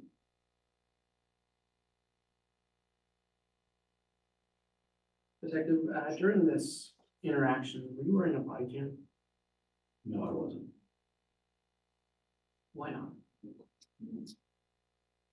In the detective division, most of our interviews are in a controlled environment. We call people into the police department. We have an interview room set up with cameras. So most of the time we're conducting our business and our interviews at the police department. It's very rare we're the first officers or detectives on scene. There's one body cam between 7 detectives. Unlike patrol, where a patrolman is assigned a body cam, a detective is not assigned. What happened after you got that information from the defendant? I called my lieutenant at the time and told him what was going on. I felt that based on the deception and lies from the defendant Daybell, who is JJ's stepfather, the lies and the deception from JJ's uncle, who is Alex Cox. I felt there was more going on with the whereabouts of JJ. And so at that time, I wanted to get everybody over there to see if we could figure out what was going on. So I asked my lieutenant to gather some detectives and respond to my work. And then what happened? A few minutes later, my lieutenant arrived with Detective Dave Stubbs, who had a body cam at that point. We began knocking on doors. We went back to 175, which is Lori Vallow's apartment, and started knocking on her door and didn't get any answer. And I apologize if I missed it. Who was your lieutenant? Ron Ball. All right, so after you weren't able to get any answers, what did you do next? Through our investigation, we learned that Lori Vallow's niece, Melanie Boudreaux, it was Melanie Pulowski, no, correction, Melanie Boudreaux at the time, it's now Melanie Pulowski. She lived in apartment 174, which is right next door to Lori. So at that point, we knocked on her apartment as well to see if Lori or JJ was at that apartment. Did anybody answer? No, they didn't. What did you do next? I was instructed to go back to the police department, go to the prosecutor's office to see if we can obtain a search warrant to search the residence for JJ Vallow, while the other detectives stayed on scene and started knocking on doors in that complex. At that point, our only focus was to find JJ and to figure out what was going on. So we were going to exhaust every means that we could to see if we could do that. And that's why I went to the prosecutor's office to see if I could obtain a search warrant. And did you obtain a warrant that day? No. Why not? On the way to the prosecutor's office, Detective Hope, with the number that the defendant Daybell provided, called that number. There was no answer, but he left a message. Once we got to the prosecutor's office, Lori Vallow called back, and she was instructed to open the door. There were detectives outside of her door that wanted to speak with her. And are you aware of if any detectives were able to make contact with her that day? Yes, they did. Do you know who that was? Detective Stubbs and Detective Ball. And you had mentioned earlier that Detective Stubbs had a body cam on, correct? Correct. And do you know if their interaction with Lori Vallow was recorded? Yes, it was. Have you watched that video? Yes, I have.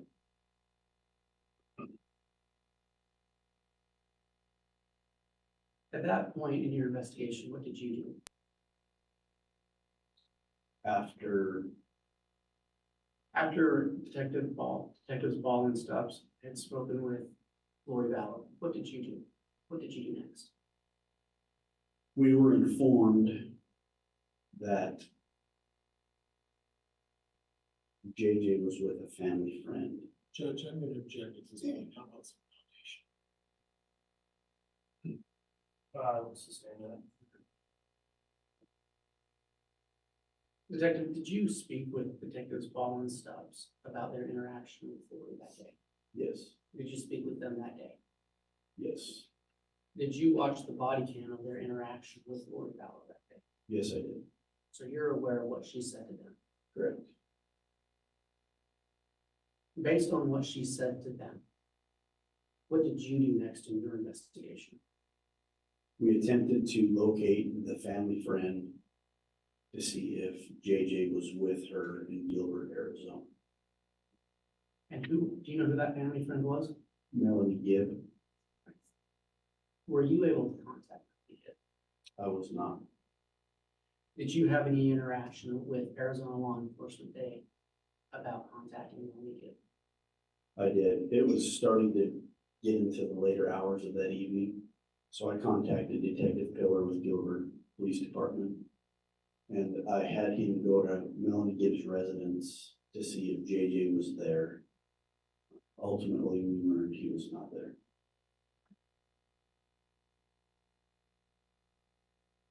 About what time did you learn that JJ was not with Melanie Gibb? Roughly 9 o'clock at night.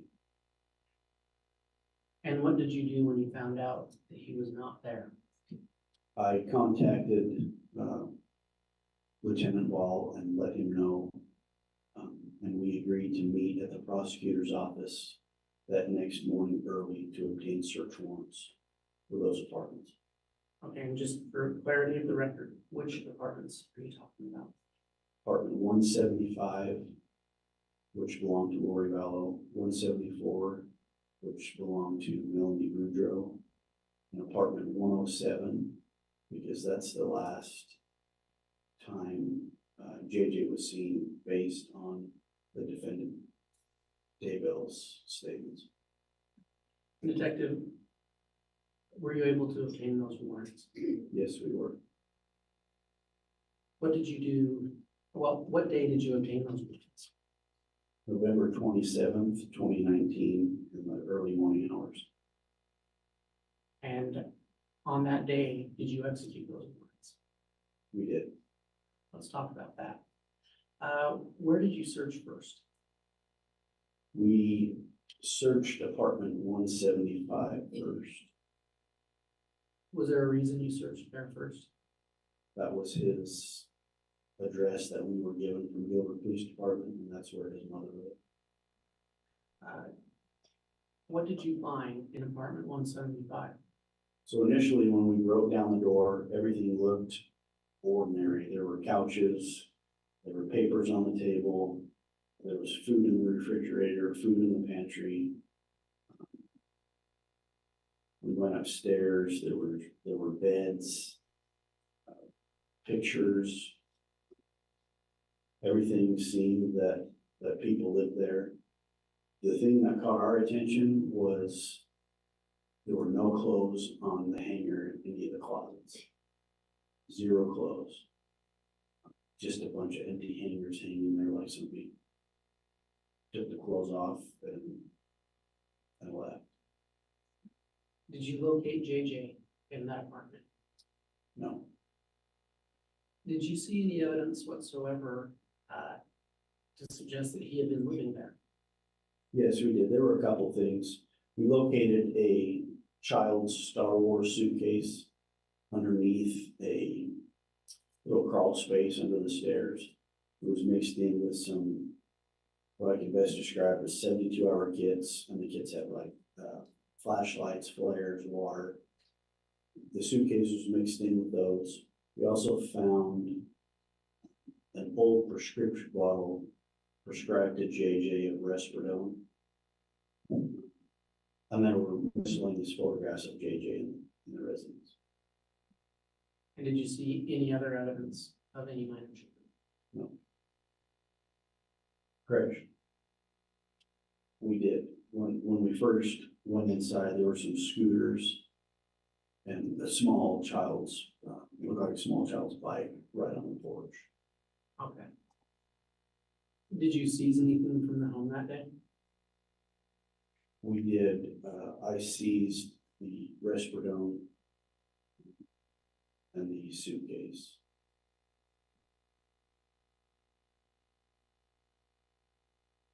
After you searched apartment 175, what did you do next?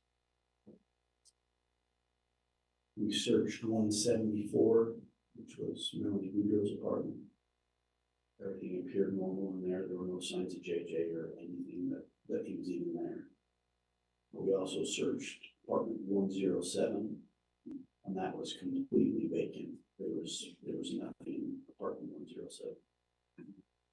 Did you seize anything from apartments 174 or 107? We seized, in apartment 174, we seized some cash, large amounts of cash that were found in the closet. And the only reason we seized those were for safekeeping, because we had kicked the door in there as well, and it wasn't able to lock, so we took that. Did you locate any weapons in any of those apartments?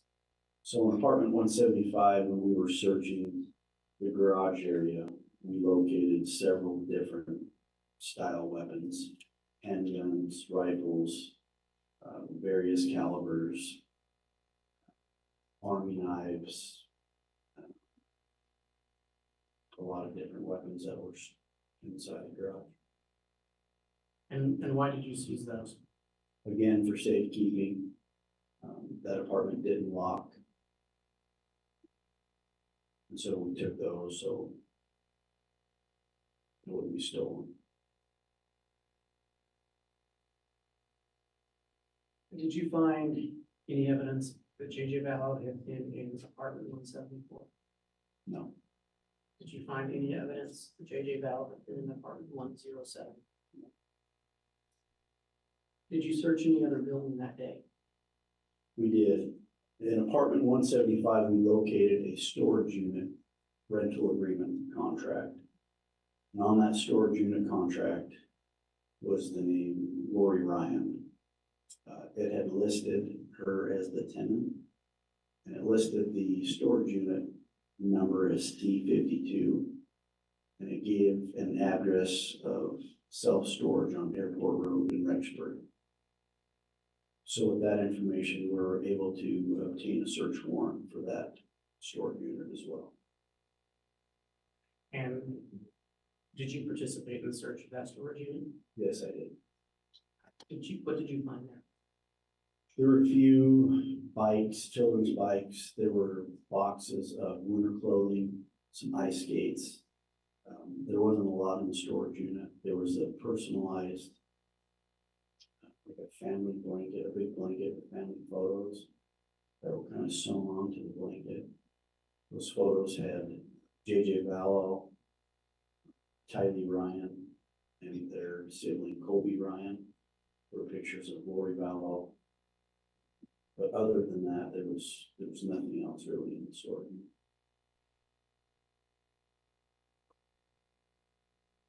When you performed these searches, were you looking for Tylee Ryan? No, So to your knowledge, she hadn't been reported missing. that's correct. Your Honor, if I could have a brief step up. Yes.